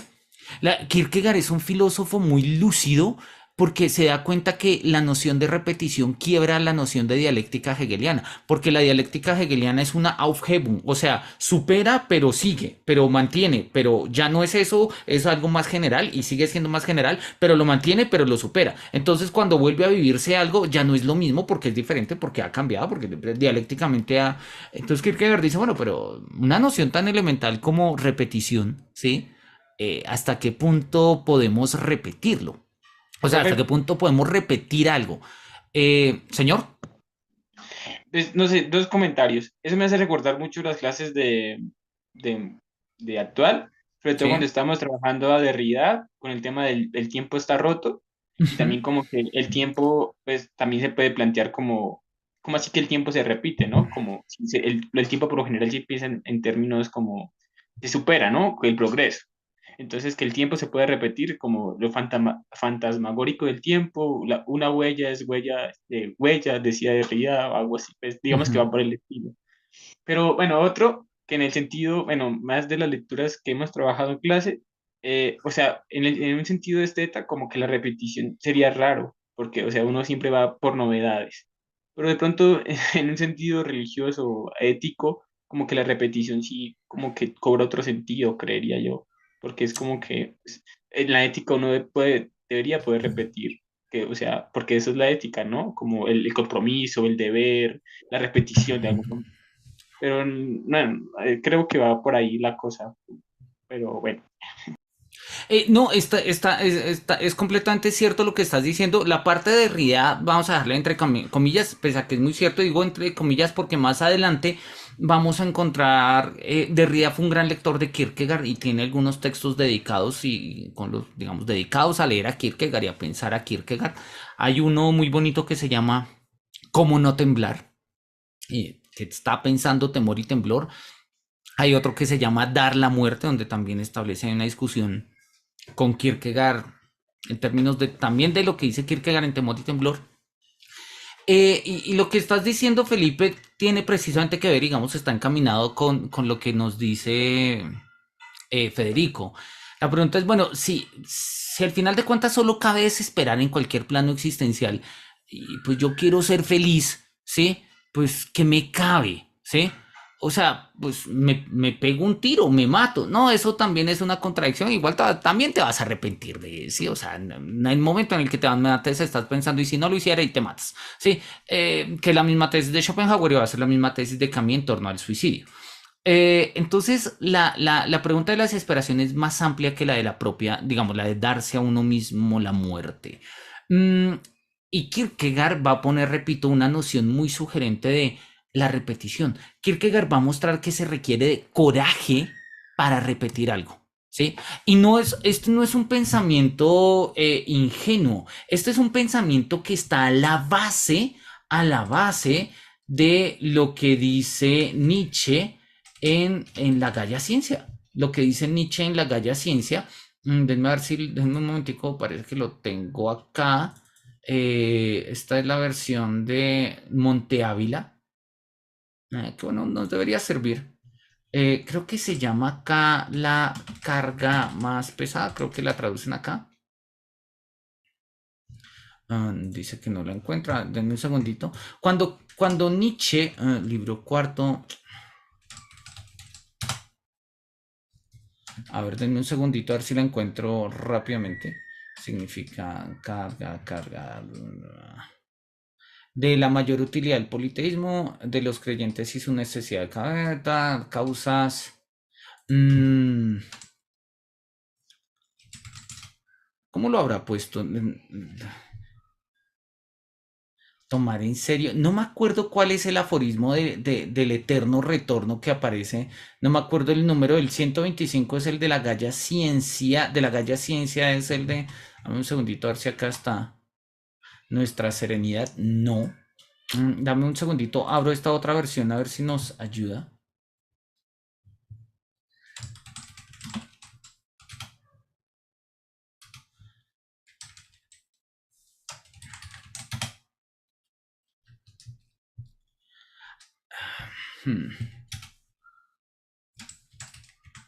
Acá de pronto, denme un segundito. Bueno, si no la encuentro después se las pongo y se las digo rápidamente así. Dice Nietzsche en la Gaia Ciencia, que repito, no me acuerdo en cuál es y valdría la pena mirar. Sé que está en el 300 algo, tengo ni idea, no me acuerdo cuál es, sí, que tradicionalmente se llama la carga más pesada y es donde explica Nietzsche, es la versión. Mira, acá lo tradujeron 341, la mayor gravedad. Bueno, la versión que yo conozco, que creo que es la de Alianza, es la versión, dice la carga más pesada, pero es lo mismo, y es la explicación moral del imperativo, del eterno retorno nietzscheano. Y con eso, noten que Nietzsche y Kierkegaard están pensando el problema de la repetición como problema ético, ¿sí? Y precisamente tiene que ver con eso, Federico. Muchas veces nosotros pensamos, y esa era la idea, ¿sí? Durante muchas épocas, por ejemplo Aristóteles, que una vez conseguía la felicidad no se perdía, o sea, la felicidad no se repite, ¿sí? La tienes y la tienes, y si la pierdes, te jodes, aun cuando en Aristóteles no se pierde, pero en otros autores, si la pierdes, te jodes, ¿sí? Pensar la repetición implica pensar otras cosas que la filosofía tradicional no nos está permitiendo pensar y que incluso hoy en día también se nos dificulta pensar. Valdría leer el texto de Kierkegaard, pero vamos a leer acá el texto de Nietzsche, que son 2 párrafos. Dice Kierkegaard, dice Nietzsche, párrafo 341, la mayor gravedad. Dame un segundito, Joseph, ya miramos la pregunta que pones ahí. ¿Qué te sucedería? Y esta es una pregunta que, repito, es Kierkegaard, es Nietzsche pensando el problema kierkegaardiano de la repetición en términos nietzscheanos, claro está. ¿Qué te sucedería si un día o una noche se introdujera furtivamente un demonio en tu más solitaria soledad y te dijera, esta vida Así como la vives ahora y la has vivido, tendrás que vivirla una vez más e innumerables veces más. Y nada nuevo habrá allí, sino que cada dolor y cada placer, cada pensamiento y suspiro y todo lo indeciblemente pequeño y grande de tu vida tendrá que regresar a ti. Y todo en la misma serie y sucesión. E igualmente esta araña y este claro de luna entre los árboles, e igualmente ese instante y yo mismo, el eterno reloj de arena de la existencia será dado vuelta una y otra vez. Y tú, con él, polvillo del polvo. ¿No te arrojarías al suelo y rechinarías los dientes y maldecirías al demonio que así te habla? ¿O has tenido la vivencia alguna vez de un instante terrible en el que responderías, eres un dios y nunca escuché nada más divino? No, noten que el argumento de Nietzsche está establecido en términos de un out, o sea, o lo uno o lo otro. Llega el demonio y me dices, bueno, un demonio que en una noche en más profunda soledad me dice, mira Manuel, esta vida tal como la has vivido hasta ahorita, ¿sí? Todos los cafés que te has tomado, todas las cervezas que te has tomado, todos los libros que has leído, todos los libros que has dejado de leer, las veces que has besado y las veces que no has besado, las veces que has bailado y las veces que no has bailado, todo tendrás que vivirlo una vez más. Y no solamente una vez más, sino innumerables veces más. Nada nuevo habrá allí, sino que cada dolor y cada placer se volverán en la misma secuencia, en el mismo orden. ¿Cómo reaccionarías si un demonio se apareciera así y te dijera que la vida tal como la has vivido, la vas a volver a hacer? Podrías reaccionar, o lo uno, te arrojarías al suelo y rechinarías los dientes y dices, maldito demonio, ¿cómo me atormentas con estas ideas? Obviamente he vivido una vida que no quiero vivir, odiaría tener que repetirla. O podrías decir, eres un dios y nunca escuché ninguna palabra más divina porque he vivido la vida que he querido. Y si me dicen vas a tenerla que vivir eternamente, repetirla y repetirla, pues me encanta la idea. ¿Cuál es la postura? Kierkegaard y Nietzsche están pensando la repetición. Claro, la repetición en este sentido es el eterno retorno moral, ¿sí? La explicación del eterno retorno moral, mientras que la explicación de Kierkegaard, pues la repetición de Kierkegaard va en un plano existencial, pero en el fondo es exactamente lo mismo, ¿sí? Entonces la pregunta, Federico, volviendo sobre tu primera, es, bueno, si la desesperación, si la pregunta por la felicidad o por la identidad en el fondo, la pregunta por cualquier dimensión existencial, termina en la desesperación. ¿Dónde está la felicidad? En la repetición. Y ahí, repito, la lectura kierkegaardiana habría que completarla con Nietzsche. Creo yo que ahí ganaría un montón. Claro, Kierkegaard no es Nietzsche y algunos dirán, no, esto no es kierkegaardiano, me importa un zapato, acá estamos haciendo filosofía y nuestro grupo nos permite establecer estas relaciones. Kierkegaard y Nietzsche están pensando la noción de repetición, en contra de Hegel, en contra de su dialéctica, en contra del progreso de Comte, en contra de un montón de cosas. Pero precisamente están sacando de esa idea progresiva, continuista del tiempo, la noción de felicidad y la están poniendo en otro plano. Porque hasta ahora, por ejemplo, la comprensión cronométrica del tiempo no nos permite pensar la repetición. Porque en sentido estricto, desde una comprensión cronométrica, nunca se da una repetición. Porque si yo hoy me tomo un café en Juan Valdés de la, no sé, de la séptima con 15 y mañana me tomo un Juan Valdés, no sé, en el de la séptima con 15, pues digo, repetí el café. Pues no repetí el café, iba vestido diferente, mis átomos eran distintos, mi ánimo era diferente, hoy estaba lloviendo, luego hizo sol, tal vez mañana haga sol y luego yo, o sea, no hay una repetición real. Kierkegaard y Nietzsche están diciendo, mira, nos la pela, nos interesa poco estas determinaciones que no son puramente existenciales, profundas, ¿sí? Vamos a pensar la repetición en otros términos. Y allí, fuera del marco de la cronometría, fuera del marco de la dialéctica, fuera de ese marco, podemos pensar la felicidad. Dicho en una expresión que valdría, creo yo, para Kierkegaard y para Nietzsche. Hagas lo que hagas, igual te arrepentirás. La pregunta es, ¿lo repetirías? Si tu respuesta es sí, por ahí va el camino a la felicidad. Igual te vas a arrepentir, pero ¿lo repetirías? Ese es el quit. ¿Sí? Volvemos acá. Dice Felipe, a la base de esto está el hecho de que vivir con pasión y repetir. Sí, tiene que ver. Y nos dice Joseph Freire. Una pregunta, ¿Kierkegaard en algún momento da respuesta a esto de entre o lo uno o lo otro? Me refiero a si llega a conclusiones del tipo estamos condenados a elegir o la vida es un elegir contra toda voluntad. Kierkegaard, sobre todo en los papeles de B, va a ser más radical y en el postscriptum no científico lo va a poner muy patente. De hecho, ahí en la Universidad de La Salle, algunos de nosotros tal vez lo hayamos conocido, un estudiante al que le dirigí una tesis sobre Kierkegaard que se llama Daniel Mikahan, trabajado precisamente un poco esta pregunta que nos haces. ¿Valdría la pena? No sé si, de hecho no sé si hoy está conectado Daniel, se ha conectado a un par de sesiones, miremos, Daniel, ¿andas por ahí? No, y no lo veo, pero bueno, la próxima vez le decimos que nos hable un poco del asunto, Joseph, pero voy a respondértelo de la manera muy puntual. Kierkegaard, sobre todo, repito, algo en los papeles de B, pero sobre todo en el postscriptum, va a mostrar que la existencia humana, lo que llamamos existencia humana, no coincide con una antropología, o sea, no es que todos los seres humanos sean existentes, eso es Sartre. Para Kierkegaard, toda esta filosofía de la existencia se pone en juego en el momento de la elección. La angustia, los estadios, la desesperación. Ta. Ahora, Kierkegaard es consciente, lo dice en su texto en la época presente y lo dice también en su texto del postscriptum.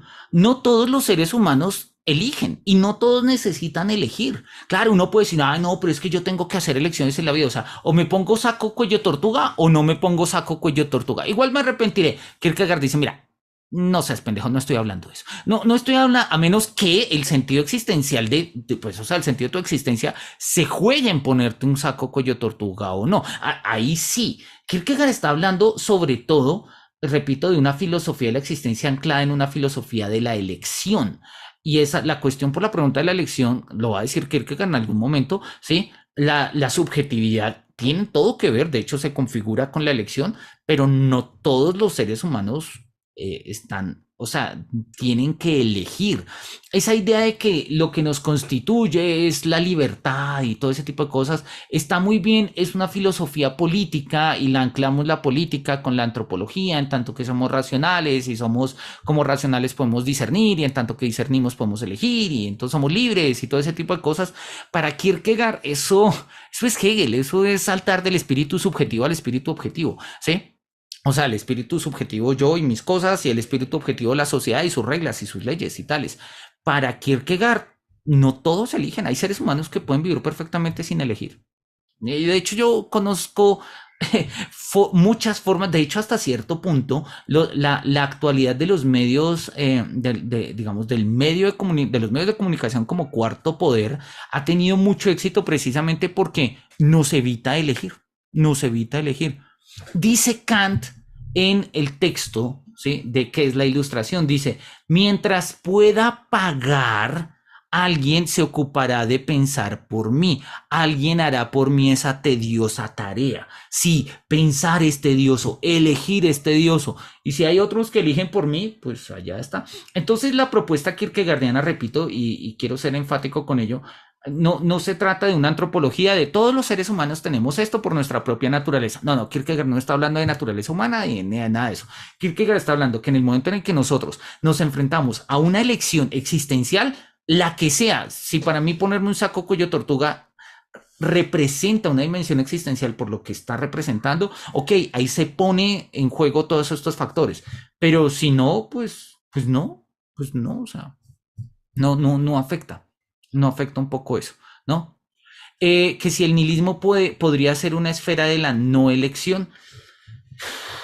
No en Kierkegaard, porque, repito, la cuestión por el nihilismo tiene que ver con la falta del fundamento, la pérdida del fundamento, y si mostramos el esquemita que hemos mostrado acá al comienzo, no sé si ahí está, ¿sí?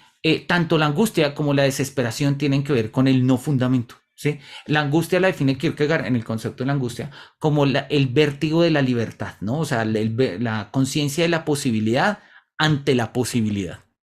Cuando vamos a elegir, sabemos que una elección nos abre unas posibilidades, nos cierra otras. Y esas posibilidades nos abren unas, pero nos cierran otras, que nos abren unas, que nos cierran otras, Ese vértigo de la libertad genera angustia. Y eso es la tesis, de eso se trata el concepto de la angustia de Kierkegaard. Pero independientemente de lo que elijamos, sí, vamos a llegar a la desesperación. Angustia y desesperación son precisamente formas de pérdida de fundamento, porque no hay una razón racional, digamos, por la cual una elección sea mejor que otra. Para Kant sí la hay, claramente, para Hegel la hay, para Aristóteles la hay, para toda la tradición filosófica la hay. Eh, Sobre todo para toda la tradición eudaimonista, todo, como lo preguntaba Federico hace un rato, la pregunta por la felicidad siempre ha tenido una forma de justificar qué elección es mejor que otra y por qué, ¿sí? Y mientras que tradicionalmente la justificamos por su teleología, porque hacer esto no, sí, ser buenos para ser felices, decía Platón, por ejemplo, decía Aristóteles. La respuesta kierkegaardiana es: mira, lo que hagas igual te va a desesperar. Y no se trata, entonces no hagamos, no, Kierkegaard no es Dostoyevsky, Kierkegaard no es, si Dios ha muerto, todo está permitido. No, Kierkegaard nos vuelve a poner la pregunta es: ok, te vas a angustiar, te vas a desesperar, ¿sí? Cásate y te arrepentirás. No te cases, igual te vas a arrepentir, ¿sí? Te cases o no te cases, te arrepentirás. La pregunta es: hagas lo que hagas, ¿lo repetirías? Eso implica un ejercicio reflexivo de tensión existencial, ¿sí?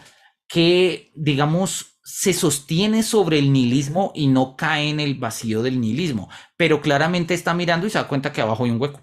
Que abajo hay un hueco, o sea, no hay un fundamento. No está un Dios que fundamente la bondad o la maldad del mundo humano, como lo decía Nietzsche, ¿sí? La muerte de Dios significa, pues, la pérdida del referente. Nos hemos bebido el horizonte. Hay todavía un arriba y un abajo. O sea, se nos perdió el fundamento. Pero seguimos ahí en la tensión, ¿no? Le decía Kierkegaard en La enfermedad mortal o en el Tratado de la desesperación, ¿sí? El hombre es síntesis de que, pues, de una tensión, y una tensión entre que, entre eternidad y temporalidad, entre finito e infinito. Estamos ahí. Querer resolver las tensiones, ¿sí? O sea, querer resolver nuestras propias tensiones y contradicciones existenciales quiere decir querer dejar de ser humano.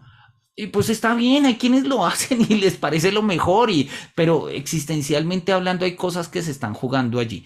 Entonces, en ese sentido, pues lo ponemos. ¿Listo? Federico tenía la mano levantada, no sé si quieras hacer algún comentario. Y creo que un poco volviendo como al tema de la felicidad y de la ética y esa conjugación que se hace con Nietzsche, es como quizás uno podría decir como actúa de tal forma que tu vida valga la pena de ser repetida, ¿no? Entonces, allí hay como un elemento quizás como esperanzador, como en el goce de lo que puede ser la desesperación, ¿no?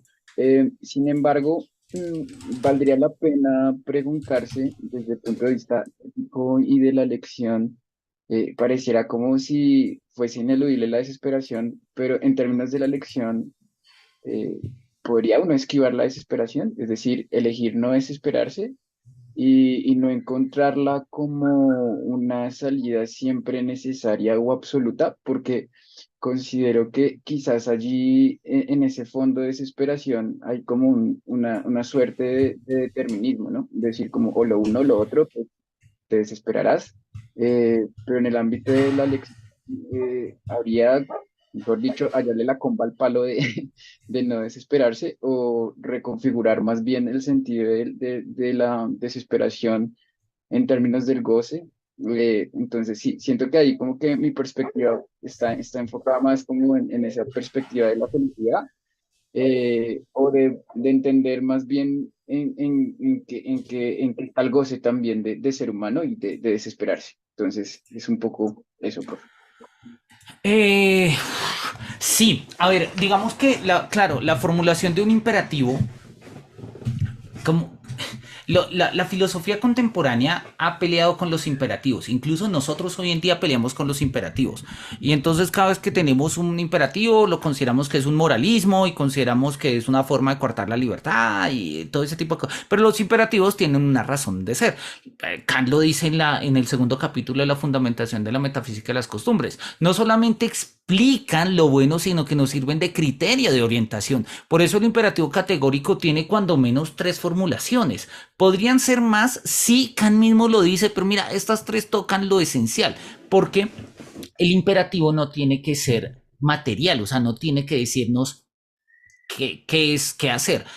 En ese sentido, la formulación como tú la pones es precisa. Lo que pasa es que traiciona el espíritu de Kierkegaard y traiciona el espíritu de Nietzsche, porque si decimos que podemos decir obra de tal manera que tu vida sea digna de ser repetida, pues algo se movió en el cadáver de Kierkegaard en Dinamarca y algo se retumbó allá o sea, que Nietzsche en su tumba también se retumbó. Repito, no porque esté mal, sino porque es un pensamiento que no se expresa en términos de imperativo. ¿Listo? Eso es lo primero, pero no quiere decir que esté mal. De hecho, me gusta la formulación.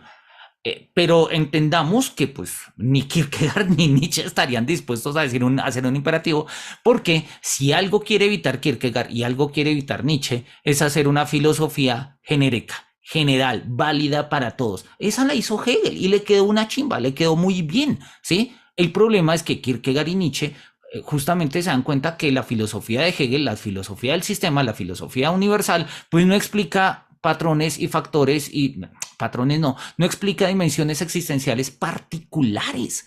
Por eso, mientras que los grandes filósofos modernos hablan del sujeto en general, del sujeto trascendental, los primeros post-hegelianos, Kierkegaard y Nietzsche, van a hablar de sujetos concretos. Entonces me van a hablar de Abraham, me van a hablar de Zaratustra. Sí, o sea, concretos. No, es que no es cualquier patriarca, no, es que no es cualquier ser de fe, no, es Abraham.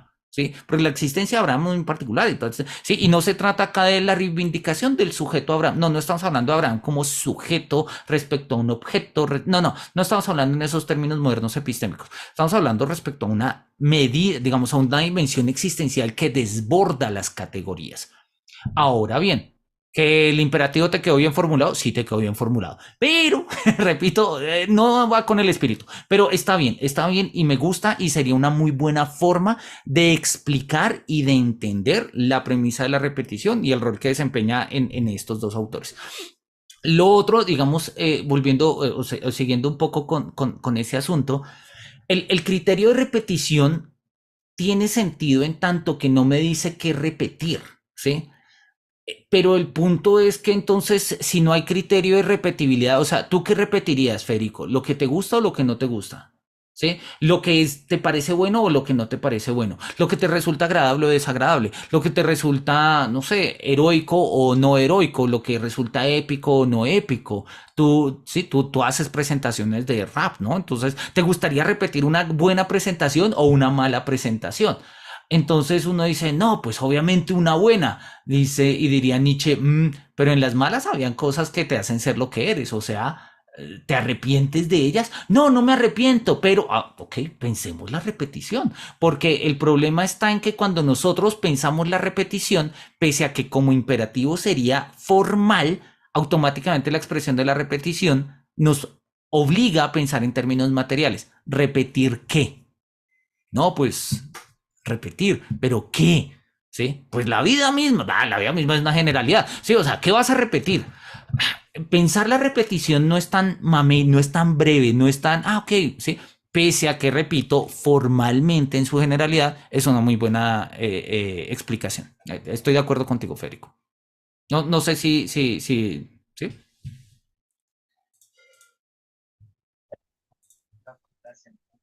Listo. Mira, este lo había puesto en otro momento. Lo que pasa es que Fausto esto es el Fausto de Goethe. El Fausto de Goethe es muy importante en la filosofía romántica y también para Kierkegaard, él lo va a citar un par de veces. Y, y quiero leerlo más porque tiene que ver justamente con esto. Recordemos que al comienzo el Fausto, o sea, se le aparece Mefistófeles a Fausto y le dice, venga, Fausto, me han dicho que a usted le gusta saber vainas. Y Fausto dice, sí, ya estudié todo y estoy mamado porque estudio y entre más estudio, más ignoro. Pero igual, también ya me mamé de estudiar. O sea, estudia y te arrepentirás. No estudias y también te arrepentirás. Y dice Fausto, mira, quiero aprender algo que yo diga, wow. O sea, aquí, mejor dicho, de verdad, esto quisiera decir, detente mundo, con esto me basta. Y esto lo repetiría toda mi vida. Pues, palabras más, palabras menos. Y dice, bueno, Fausto, Mefistófeles le enseña a Fausto el amor, porque Fausto no conoce el amor, pero, sí, muy en el contexto romántico. Y pues, bueno, ahí sea la primera parte de la obra, que se las recomiendo, es buenísima, es un desparche, hay una cantidad de cosas locas, está muy bien escrita, además Goethe es un maestro. Luego viene la segunda, al final, ahí Fausto dice, conocí el amor, pero tampoco era tanto, o sea, no me joda Mefistófeles, ¿sí? Entonces Mefistófeles empieza a mostrarle viajes en el tiempo, conocen a Helena de Troya, hay un rollo por allá larguísimo, muy interesante, cuando tengan tiempo lo leen. Y acá está la parte final de Fausto. De hecho, spoiler alert, cuando Fausto muere, a ver, es una obra escrita hace más de 200 años. Dice Fausto dice acá, ahora se extiende hasta el pie de la montaña una ciénaga que apesta todo lo que ya se ha conseguido. Cuando desagüemos esa charca pestilente, habremos encontrado el más alto logro. Abro espacios a millones de hombres, espacios en los que tal vez no estén seguros, pero sí podrán estar activos y libres. La campiña es verde y fértil, los hombres y los rebaños se han aposentado en esta nuevísima tierra, junto a la parte más sólida de esta colina, levantada por un pueblo audaz y laborioso.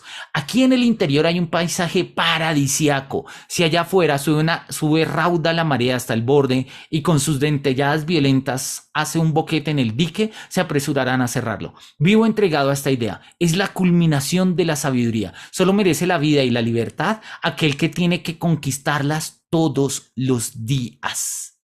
Solo merece la vida y la libertad aquel que tiene que conquistarlas todos los días. Y así, rodeado de peligros, el niño, el adulto y el anciano viven provechosamente sus años.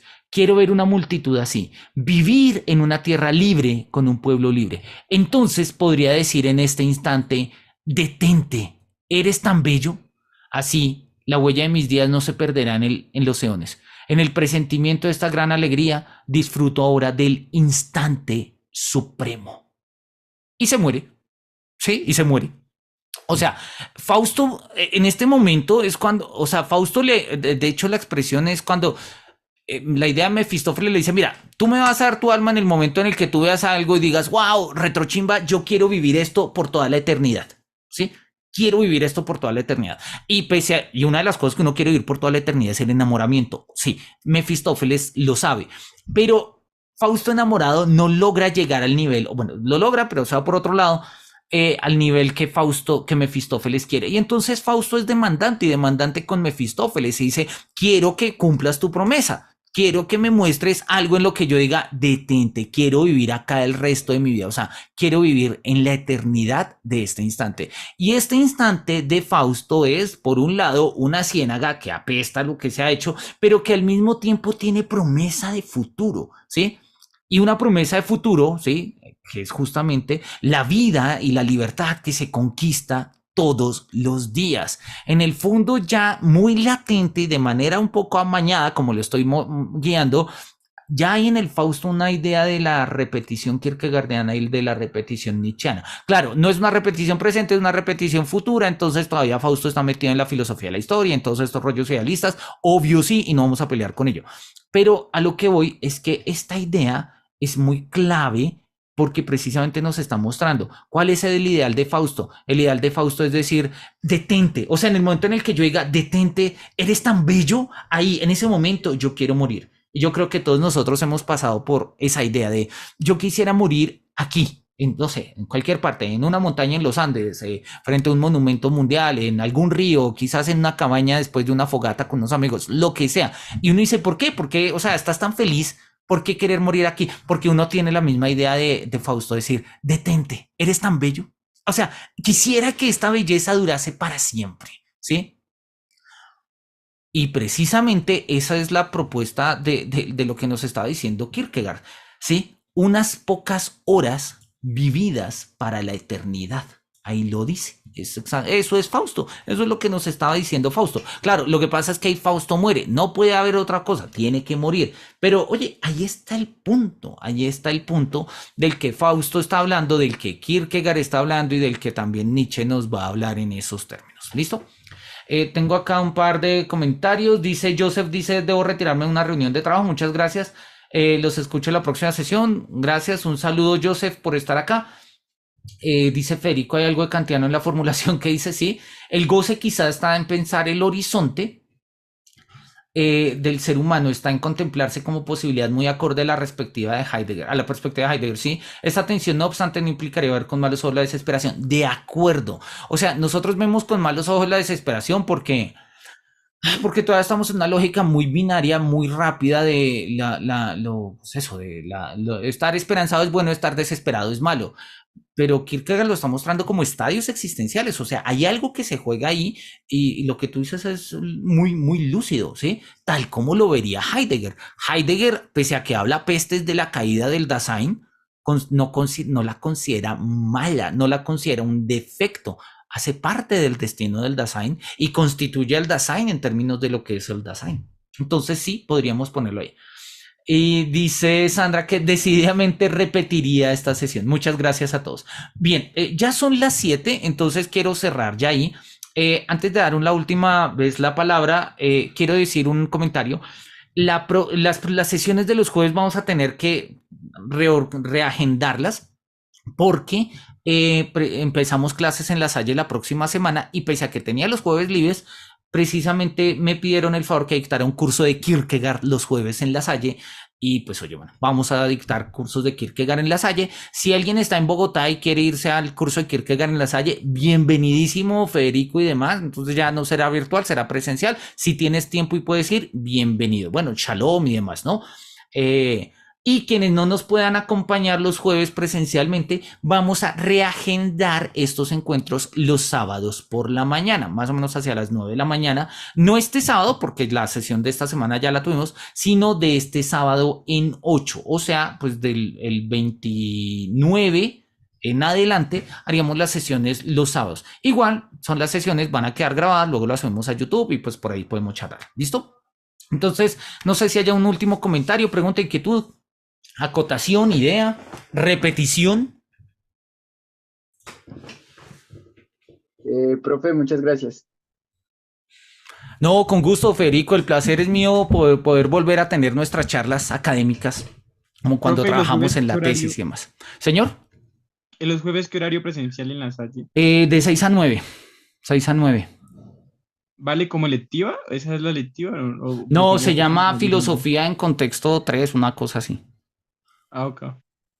Si puedes entrar bien, o sea, si puedes entrar solo 1 hora, 2 horas, igual, ustedes me conocen, no tengo problema con ello, es un espacio abierto.